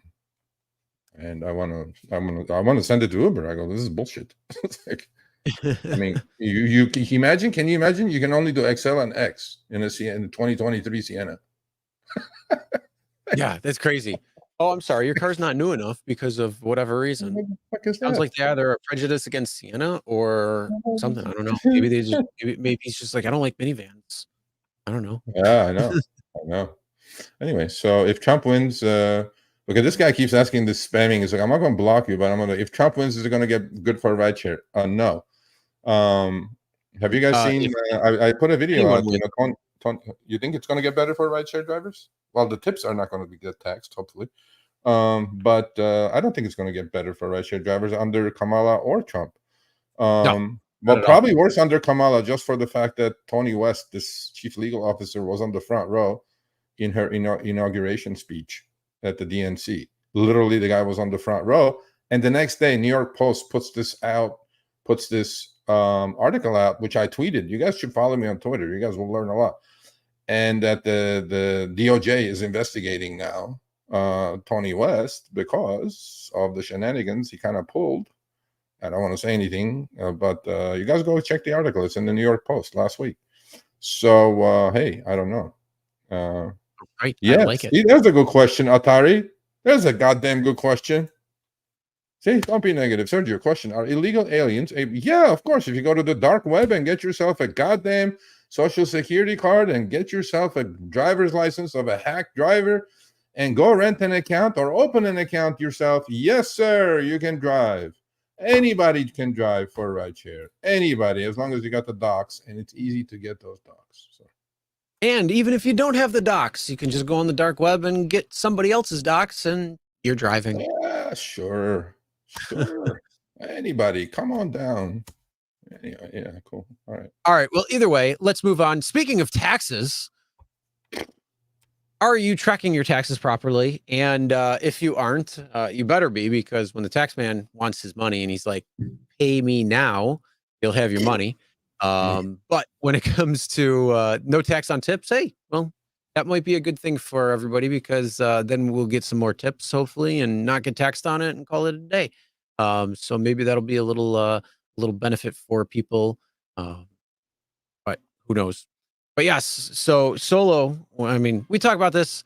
We like to break down different things, different benefits and resources for drivers. We talked last week about tracking your expenses and how it's very important to track your expenses because, when it comes to tax time, if your expenses outweigh the standard mileage deduction, you want to be able to know so you have the best claim possible. And then that way it'll be more money for you versus less money for Mr. Sam, who doesn't know how to spend his money from wiping his own ass. But with that being said, there are tax projections on the Solo app as well too, which can help you get ready for quarterly taxes. Or again, if you're doing semi-annual, annual, you should probably be doing quarterly as a gig worker, just in case. But in reality, yes, Solo is another one of those things that has a great functionality when it comes to being able to track this stuff. So it's a all-in-one app that will be able to help you track a lot of your different things when it comes to managing your rideshare business, including what we had talked about with tracking expenses, your tax projections, as well as other things like being able to do the 3 Ps a little bit better. So patience, positioning, and what's the other one? Planning. So you can Tax plan planning. by looking at when certain shifts are going to be busy or certain times are going to be busy in your area. You can attack and plan accordingly. You can position yourself where it's going to be busy, and then you can have the patience. So if a ride that comes in that's not that great, you can wait a little bit for a ride to come in. It's going to help give you that insight there. There's a lot of other tools and functionality within Solo app. Make sure you download it, check it out, give it a try today. Link's going to be in the description below. Yes, I definitely don't know what do you it. want to say more about that. No, no, I I know agree you with love everything. talking about money and taxes. Yeah, I agree with everything you said. We talk about money. Please go to my other channel at Sergio on YouTube. You'll learn a ton of stuff there about finance, investing, no rideshare, screw rideshare. It aggravates me once in a while, but you'll learn a lot about that. And go subscribe. I do a live stream every Friday, 10 a.m. NVIDIA's earnings coming out tomorrow. Fireworks. Oh Let's see boy. what. Oh yeah, after the close. Can you imagine that action tomorrow? So nobody email me tomorrow after 1 p.m. Pacific time. I'm busy. But anyway, so yeah, sign up to subscribe. Please subscribe. Anyway, so yeah, and please go sign up to Solo. Seriously, I mean, a lot of this, Chris, is about information and proper education. And then the year end comes, people go, yeah, I'm going to take the 67-cent IRS deduction. I'm not going to pay any taxes. And what if you have to? Then what? Did you save? Did you put the money aside? Because as independent contractors, 25% quarterly taxes. Hello. Hey, yeah, you guys need to educate yourselves, man. So anyway, yeah. All right. Anything more? Moving on. Moving on. All right. Um, All right. Well, let's move on. Let's talk about Uber and passengers, commercial insurance rates, and are they pocketing a little bit of cheddar on the side? Cheddar. I know exactly who I'm going to get. Yes, it's definitely possible. 300 a day, 12 hours, $300, easy money. Done. Doesn't mean 12 hours of active time. Okay, so this is I was sent this from an LA driver. Obviously, it's like a couple days ago. Okay, I know who I'm going to get an email from Uber tomorrow. Okay, I'm serious now. Okay, I'm really just trying to keep my sanity here. Okay, here's a trip, Chris. 2.8 miles, 13 minutes and 5 seconds. Driver got paid $6.57. Had a dollar tip, $7.57. Okay, average trip. Let's say that's about 28 to $30 per active hour if you did 3 more of these. That's not the point. The point is, again, it's not the take rate is not the point either. So don't send me emails. Oh, we're taking 60%. Okay, yeah, they are. Okay. So they charge the rider $18.19. How much is that, Chris? Is that like $6 a mile? Something like that. Cabs are $2.75 in LA a mile. $6 a mile Uber is charging, bro. I'm going like, that's a lot. That's a lot. So, but that's not the point either. The point is, all the way down, last line item, Uber expenses such as commercial insurance. I'm told all of this is commercial insurance, all of it, except city taxes are not in here. This is not an airport trip, so I'm told all of this is commercial insurance. How is Uber paying $11.86 for a 2.8 mile trip? How's Uber paying $4 in commercial insurance? How? Do you think this is happening or no? I don't know. I don't know. I got Okay, nothing to say. $11.86, and then Uber says they lost money on this trip. I'm like, all right, cool. Okay, this is my opinion only. You guys may just agree or disagree. Maybe you guys will put it in the chat. I think okay, so see, Mike Drop Barbecue is here. Jeff from Arizona. Commercial insurance is charged 10x of their cost. I don't know. However, I'm thinking it's a little inflated.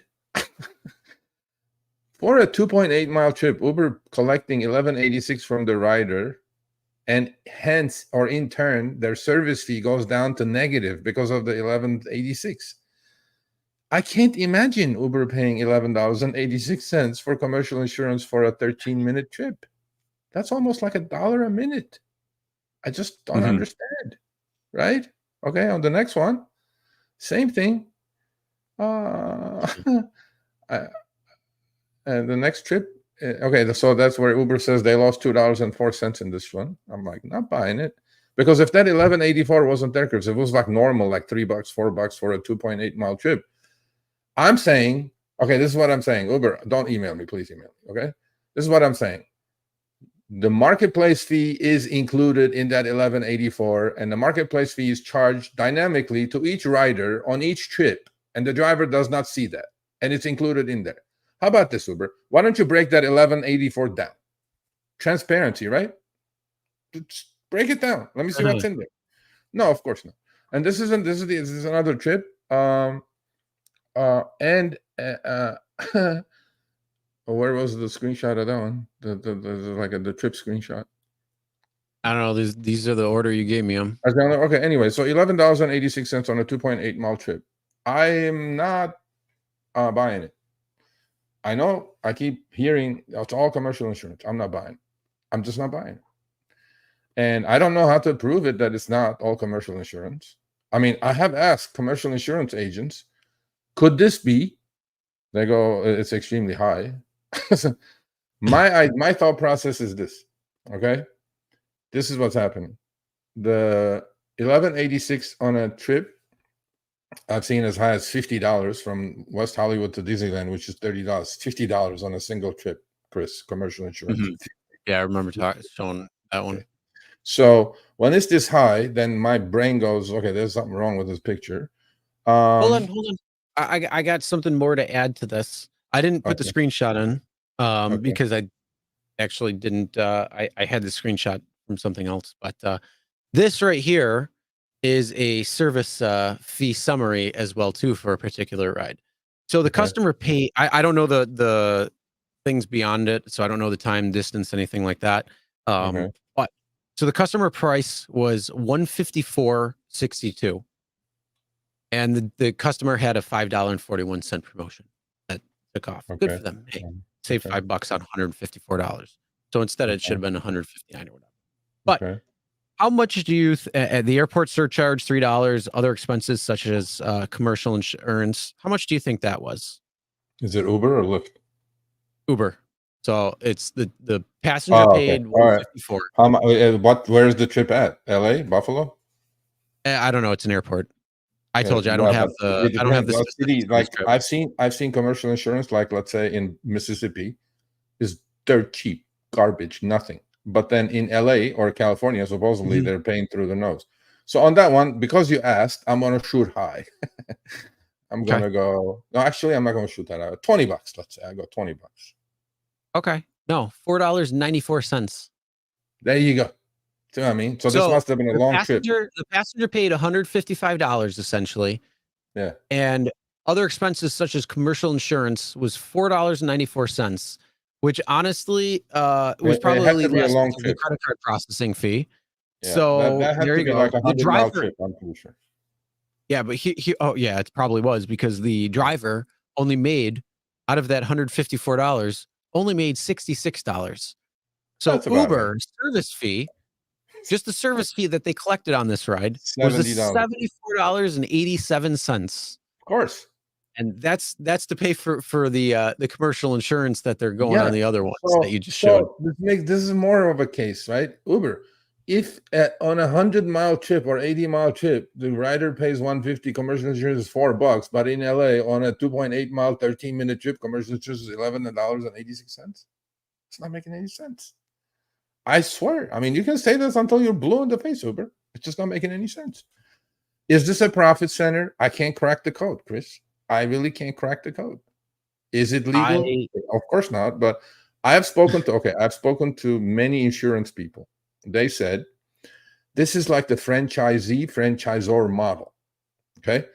Let's say they said you're the mothership. You're Subway corporate, right? Okay. You have 5,000 franchisors. So you have to buy liability insurance for each one of them, but they can choose to go buy liability insurance for themselves. Yeah, but that's no, I get that. I've spoken to Uber about that. Actually, there may be something coming with that. But then if you're not a full-time driver, are you going to pay $1,200 a month in California to have commercial insurance? Right? Yeah, but if you're not in California, that might not be the price. That's a completely different story. But so he said, this person who's very knowledgeable about insurance said, what the mothership does is a lot of franchisors do not buy their own insurance. So the mothership is allowed to sell whatever they bought in bulk to these franchises, right? And they have the right to mark it up. So I'm going like, maybe that's the model that they're playing, right? They're like, they buy it in bulk and then sell it to retail. I don't know, So that's it. That's what it is. That's what I think is happening. So anyway. More than likely that probably is, but honestly, I agree. If you want to have your own commercial insurance, I think you should. And honestly, I think it would be better for drivers to be able to have their own insurance because it's going to get them from start to finish. There's not going to be any of this gap coverage loss or anything like that. There's not going to be any of this rideshare endorsement crap that you need to worry about. It's all going to be covered under commercial insurance. And you're going to be covered from start to finish, on or off. It doesn't matter. It's all going to be under that umbrella, which is going to be probably safer for you. You could, in fact, change your deductibles. You can be in more control of what's offered. If you want to have a higher insurance, if you want to have a little bit lower of insurance, you probably have to meet certain guidelines of whatever Uber or Lyft would be offering. But if you want to go above and beyond to that, if you wanted to have stuff for yourself, and different things, you'd be able to do that as well. So yeah, I'm 100% for being able to have your own commercial insurance. And then all of the commercial insurance that you're taking, it goes back to you as the driver to be able to offset the cost of that. In like Florida is very high, California is very high, but in some states it makes complete sense to give driver the autonomy to have their own insurance and save it.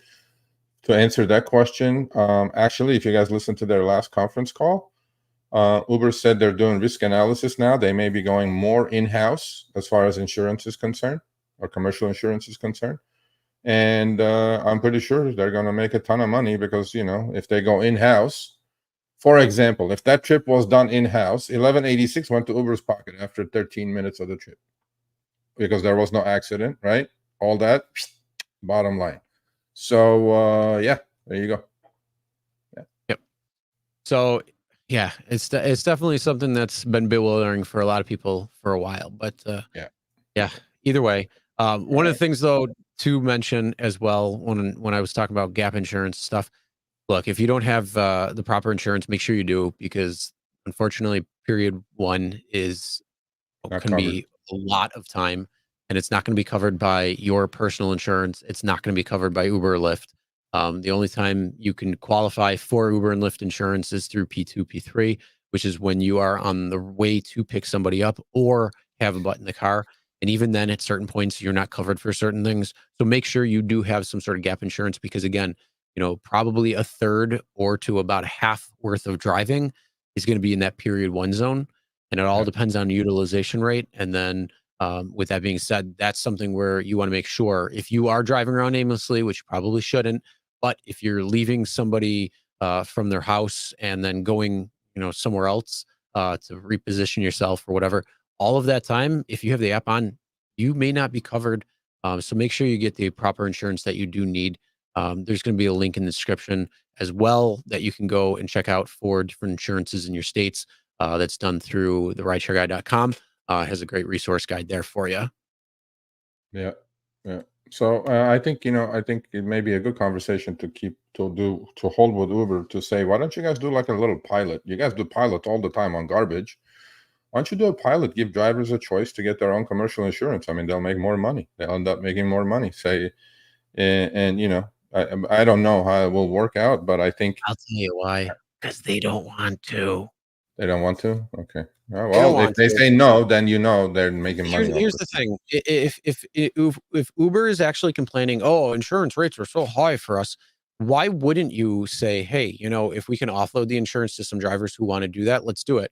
Because they don't want to. Because again, there's this little gap that's here between what they pay for the insurance and what they sell you the insurance for. I mean, There is this gap here, and they're like, all mine. I can't prove it. I can't. I wish I could. I can't prove it. And I'm just gonna go like, I mean, I'm sorry. logically, That's common sense that's my opinion. doesn't. I know. I'm just saying, common sense dictates. Common sense tells me that on a 2.8 mile, 13-minute trip, commercial insurance can't be $11.86. I mean, No. that's all I'm saying. Maybe I'm the idiot in the room, but common sense dictates that it shouldn't be. Anyway, I don't know, but either way, let's move on. Let's talk about Massachusetts and Lyft. And is Lyft following the new minimum wage laws? All right, Matt, are you here? This is for you. So I actually got a response from Lyft today. They said, yeah, our systems are not covered up. So according, as you guys know, I'm going to go real quick on this. Massachusetts, as of August 15th, per active hour, every driver is supposed to have a minimum wage protection of $32.50. Active hour in Massachusetts, active hours, period 2, period 3.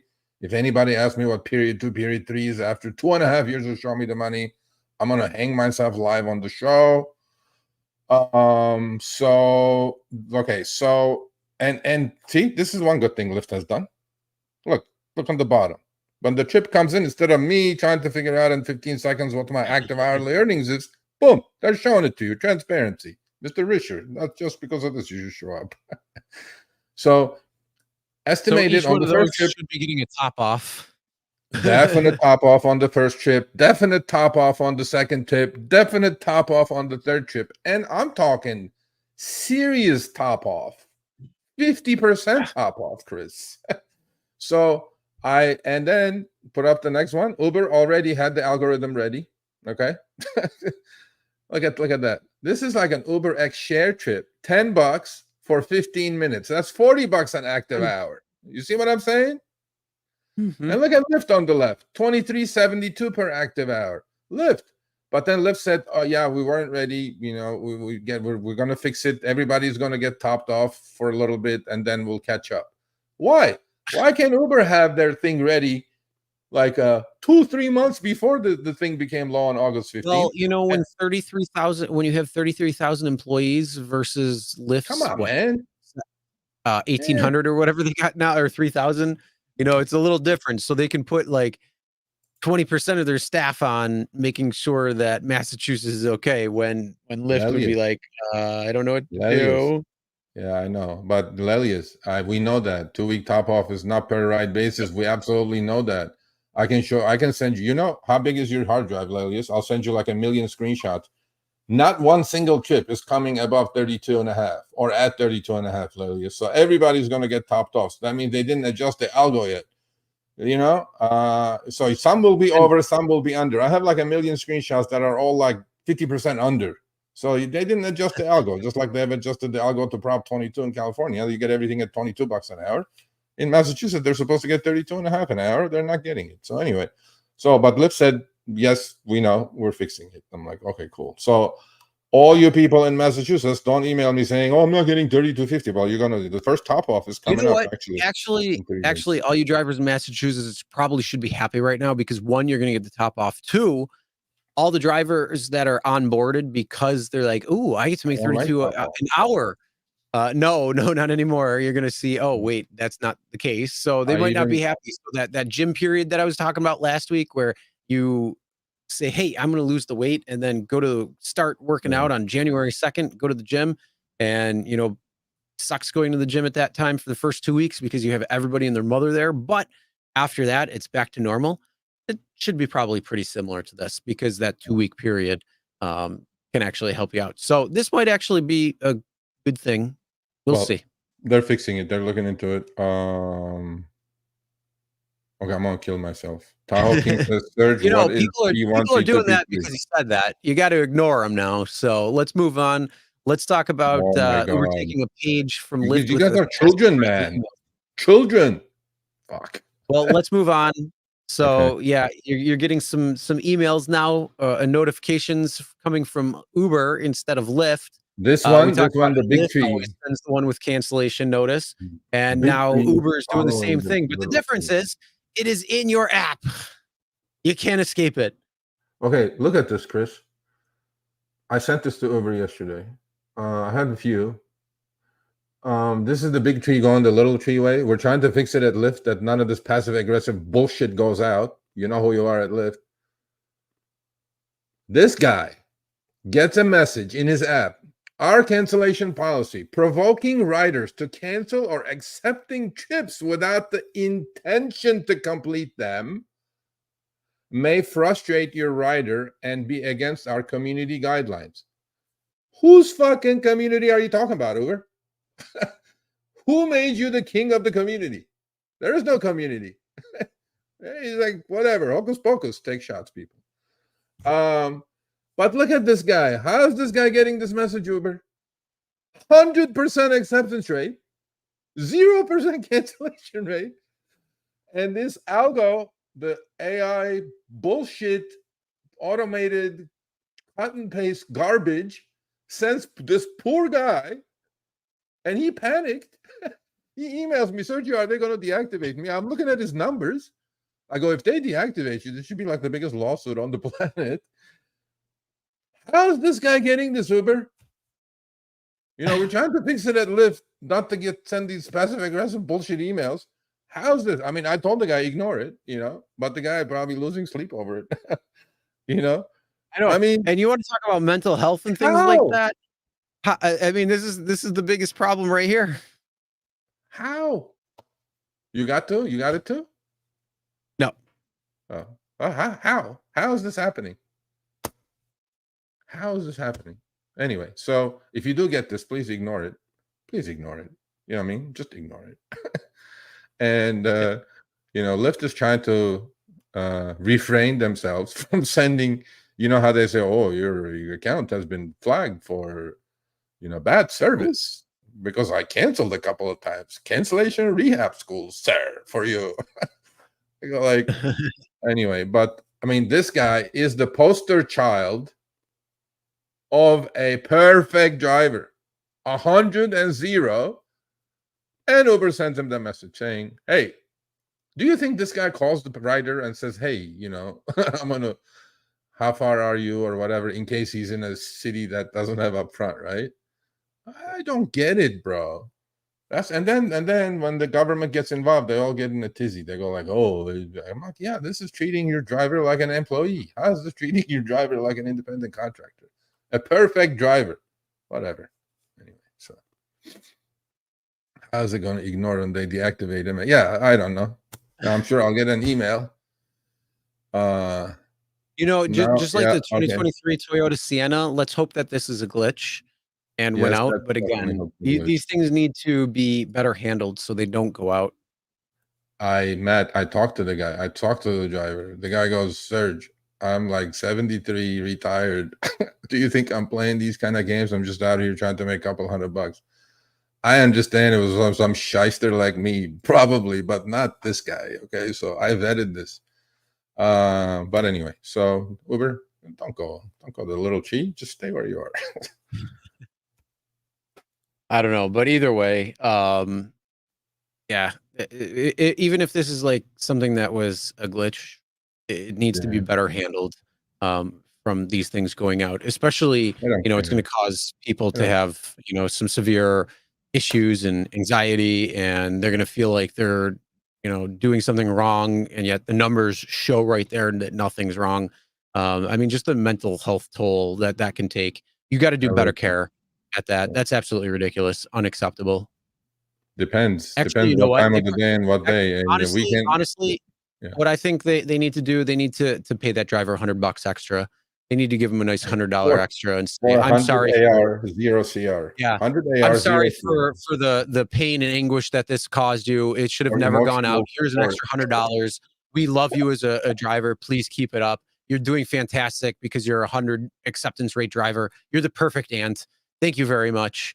And then Especially in this time. somebody will call from Uber now, scam this guy now. You know what I mean?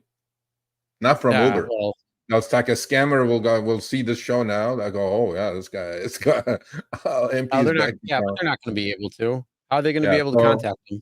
whoever So you were, please don't answer the phone call from Uber. The Uber doesn't call you. But yeah, either I don't way, know. Yeah, $100 should show up in that driver's account for I any pain agree. and anguish that he's had, I and, agree. I think that's fair. And 100 to Alright, let's me move for the on. pain Let's and talk about anguish my of fa answering an email. 100 for me yeah. for pain and anguish of answering emails. Well, let's move on. Yeah, Let's talk about my favorite topic, self or driverless cars. Cruise cruise. is back. Those Yeah. morons that started, GM, I'm sorry, but your car sucks, just like Waymo. Actually, I think I'm gonna be in a little Twitter battle with, Harry right now because during the show, I posted something about, that kid that got into the San Francisco Waymo, and, Yeah, yeah. I tweeted it. the He story. bullshitted me too. So go for it. Go for it. You do it. Well, I'm tired no, of I said bullshit. I put on why on God's green flat earth would you ever send your child in a Waymo if there was ever an emergency or anything happened, Yeah. something's going on, you need to use something like Hop Skip Drive or Kickaboo or something like that, where there's a trained driver, somebody who's going to be able to take care of your kid just in case something happens, and you shouldn't be doing that. And so Harry's like, "Oh, I wouldn't have a problem with my teenage son." I'm like, "I don't care. Waymos suck." Yeah, Plain and I simple. don't either. Yeah, I But tweeted it in the morning, and then he said the same thing. He goes, "Oh, I rather would I put my child, daughter in a car with a driver, Uber driver? No, hell no. But I would definitely do it in a Waymo." He goes, "I'm like, okay, cool, you whatever." know what? I would rather Really just yuppie drive that my you are. daughter. Or you know what? Better yet, I'll teach my daughter how to drive and drive good, so she'll drive better than half the guys out there. Yeah, You I know agree. that's going to be happening, Probably. especially since I just got my Evo back on the road. So, Yeah, I haha, know, guess but we lucky. yeah. So Cruise is back on. Cruise is not back on. Cruise. Well, first of all, Cruise had massive Oh, problems. Cruise is They back got because they had a deactivated by the CPUC for a while,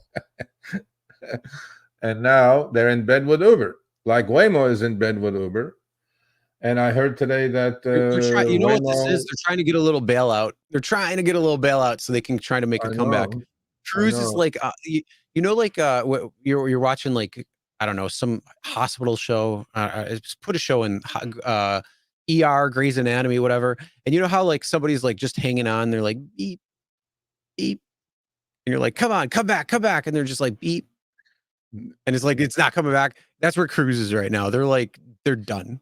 Yeah, Just kill them. 2025. Kill So them all. not yet, but I heard that actually in Arizona. Um, Waymos are picking up, dropping off at the airport 24 hours a day now. They expanded it, and in LA, I've taken 5-6 Waymos already. They expanded the area by up to like 75 square miles now in LA County.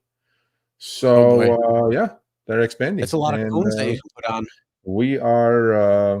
we are obsolete as drivers. So there you go. Either way, my theory is always going to be when it comes to these cars is just put a cone on it and make it a stranded unicorn.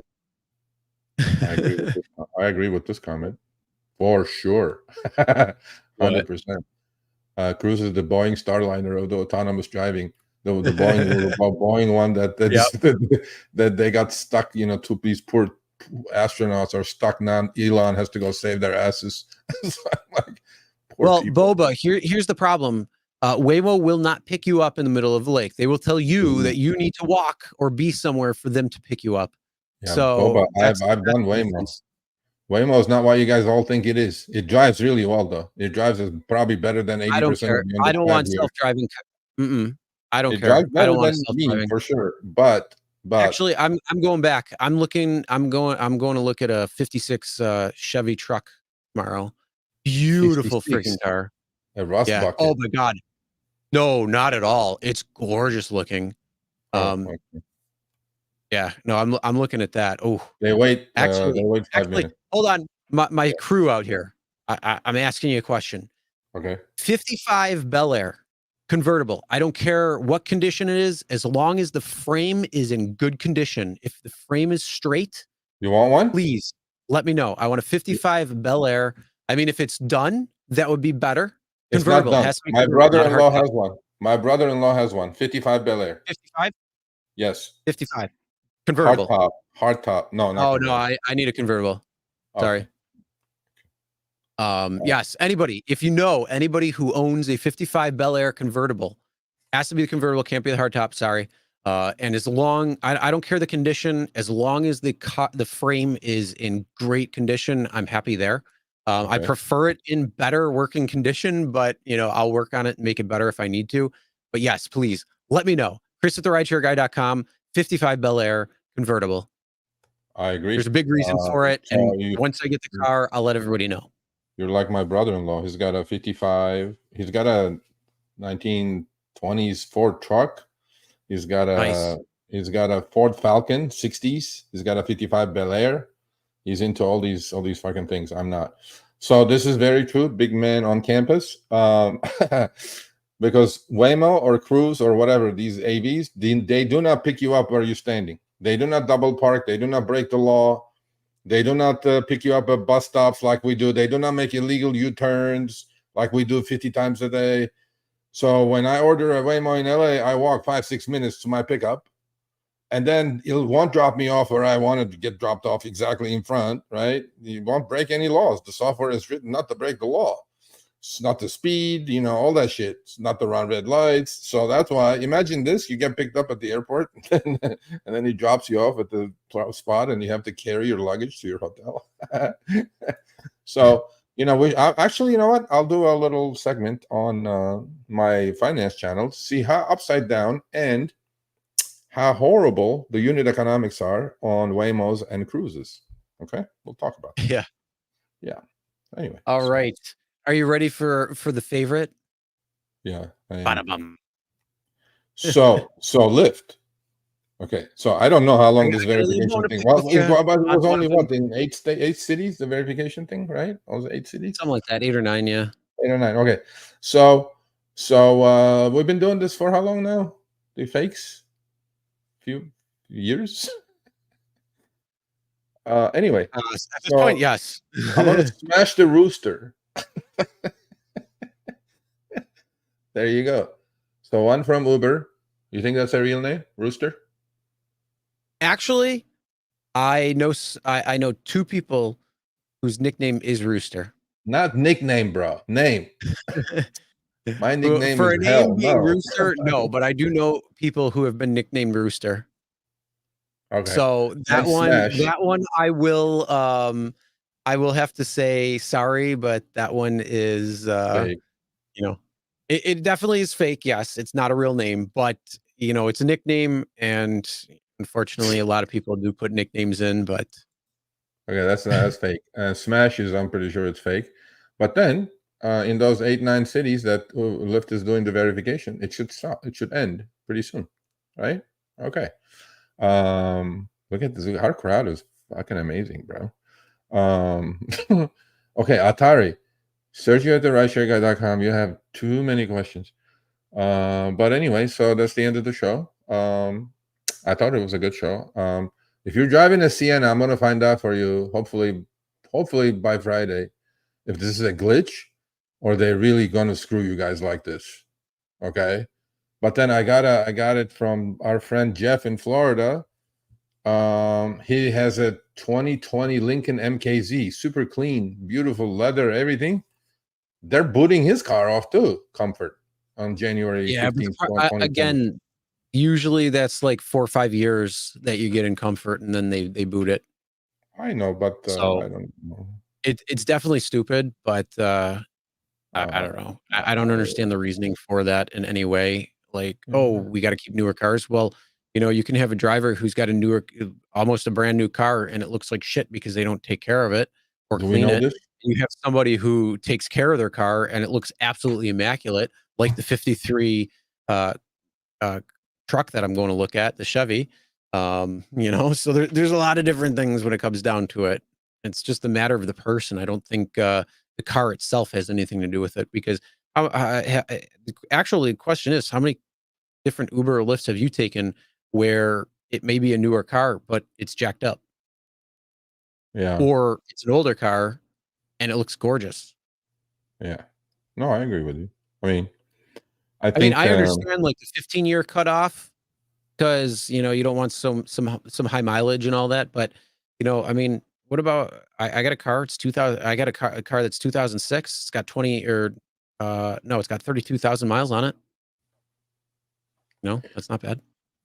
So okay, so I would Sabin. never drive it though for Uber or Lyft in any way. Okay, Sabin, this just broke like half hour before the show. We weren't even going to do it, but then we did it. I'm sure I have 50 more emails by now. I will find out from Uber by hopefully the end of the week, and we'll put a short video out. Where is the new list, where the cars are getting dropped off, what's not. I don't have the info. That's one. Well, first off, if you didn't get an email from Uber, I wouldn't worry about it at the moment. Yeah. I mean, the email just went out, and it's going to be basically them clearing their roles of the cars. Look at that. I believe Daniel. Lyft removed all minivans from Comfort. Oh, really? Is that why but then how about Lincoln MKZ? Maybe that's age related, and then maybe they are dropping all the minivans from Comfort. But Comfort is good for minivans. Why? Yeah, I don't know. That doesn't make any sense. I don't know. I mean, I understand. I get the stigma for minivan, but holy crap! I don't know. What?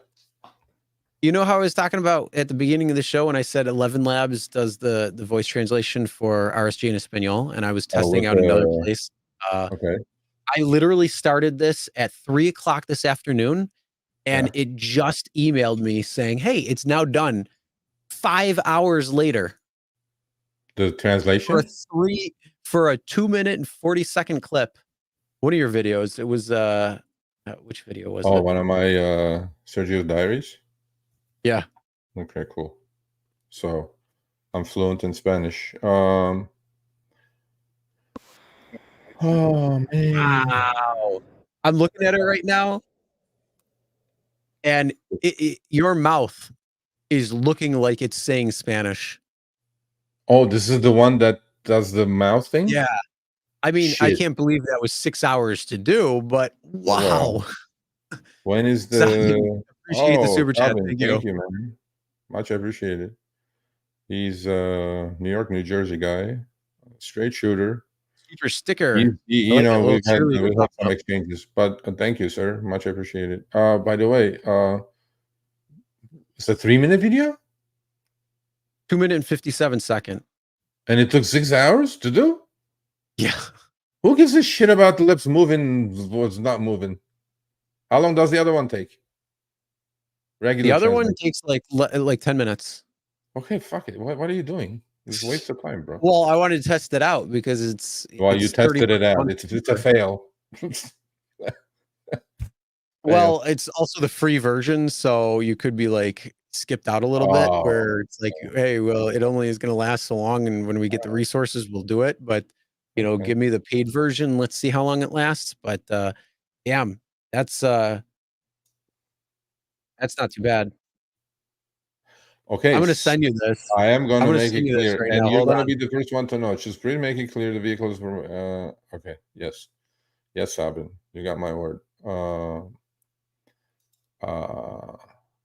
And yet the Model 3 counts for comfort. Yeah, but what Daniel Rivas said may be true. Maybe they're just gunning for minivans. Mr. Chuckle F That's in possible. San I Diego is mean, not going to be happy about that. I really don't understand why they're a Minivans? decent. I mean, I get the stigma about minivans. Like, you don't want a minivan. I wouldn't Hey, ever man, want a minivan. less That's why saturation, people- man. Less Huh? saturation. Less saturation. But I have an SUV. It's got the third row, so I can do XL. I got comfort. Do XL. Don't mess with comfort. Let me do comfort. You're taking all my trips. I ain't taking your trips. I ain't in LA. I'm in New York. LA is so bad, bro. LA, seriously, LA used to be like a top 5 market. We just kill it out here. I mean, you just struggle to make $25 seriously before expenses. It's tough. It's so tough right now. Anyway, all right, it's 2 hours. We're done. Much love. Please put a thumbs up. Please like. Please go subscribe to my finance channel. You guys will make more money there than Uber and Lyft for sure. Go do that. At Sergio Avidian. We'll be back next Tuesday, hopefully. And Also, yeah. I mean, if you want to follow us, links are going to be in the description below. Check us out on X. We always post different crazy stuff there. You can follow us on our channels as well. But also, yes, all the different things that we talked about, whether it's solo, whether it's Steven, our guest, who is talking about Amazon Flex, and if you feel that your rights have been trampled upon, you may want to check in with that. If you want to check out some of the what? Okay, you already said a lot, Atari. Yes. Actually shoot me an email, Sergio@rightchairguy.com. Yeah. Write me a paragraph. I should put you on behind the wheel or not. Because it's going to be on negative. No, I'm not going to put you on behind shit. So but yeah, check out our different resources and links down below in the description. It will definitely help you out. And with that being said, happy birthday. I'm not going to sing. I am not again. Oh, you're killing me? Okay. All right. Thumbs up. Be safe. Much love. Adios.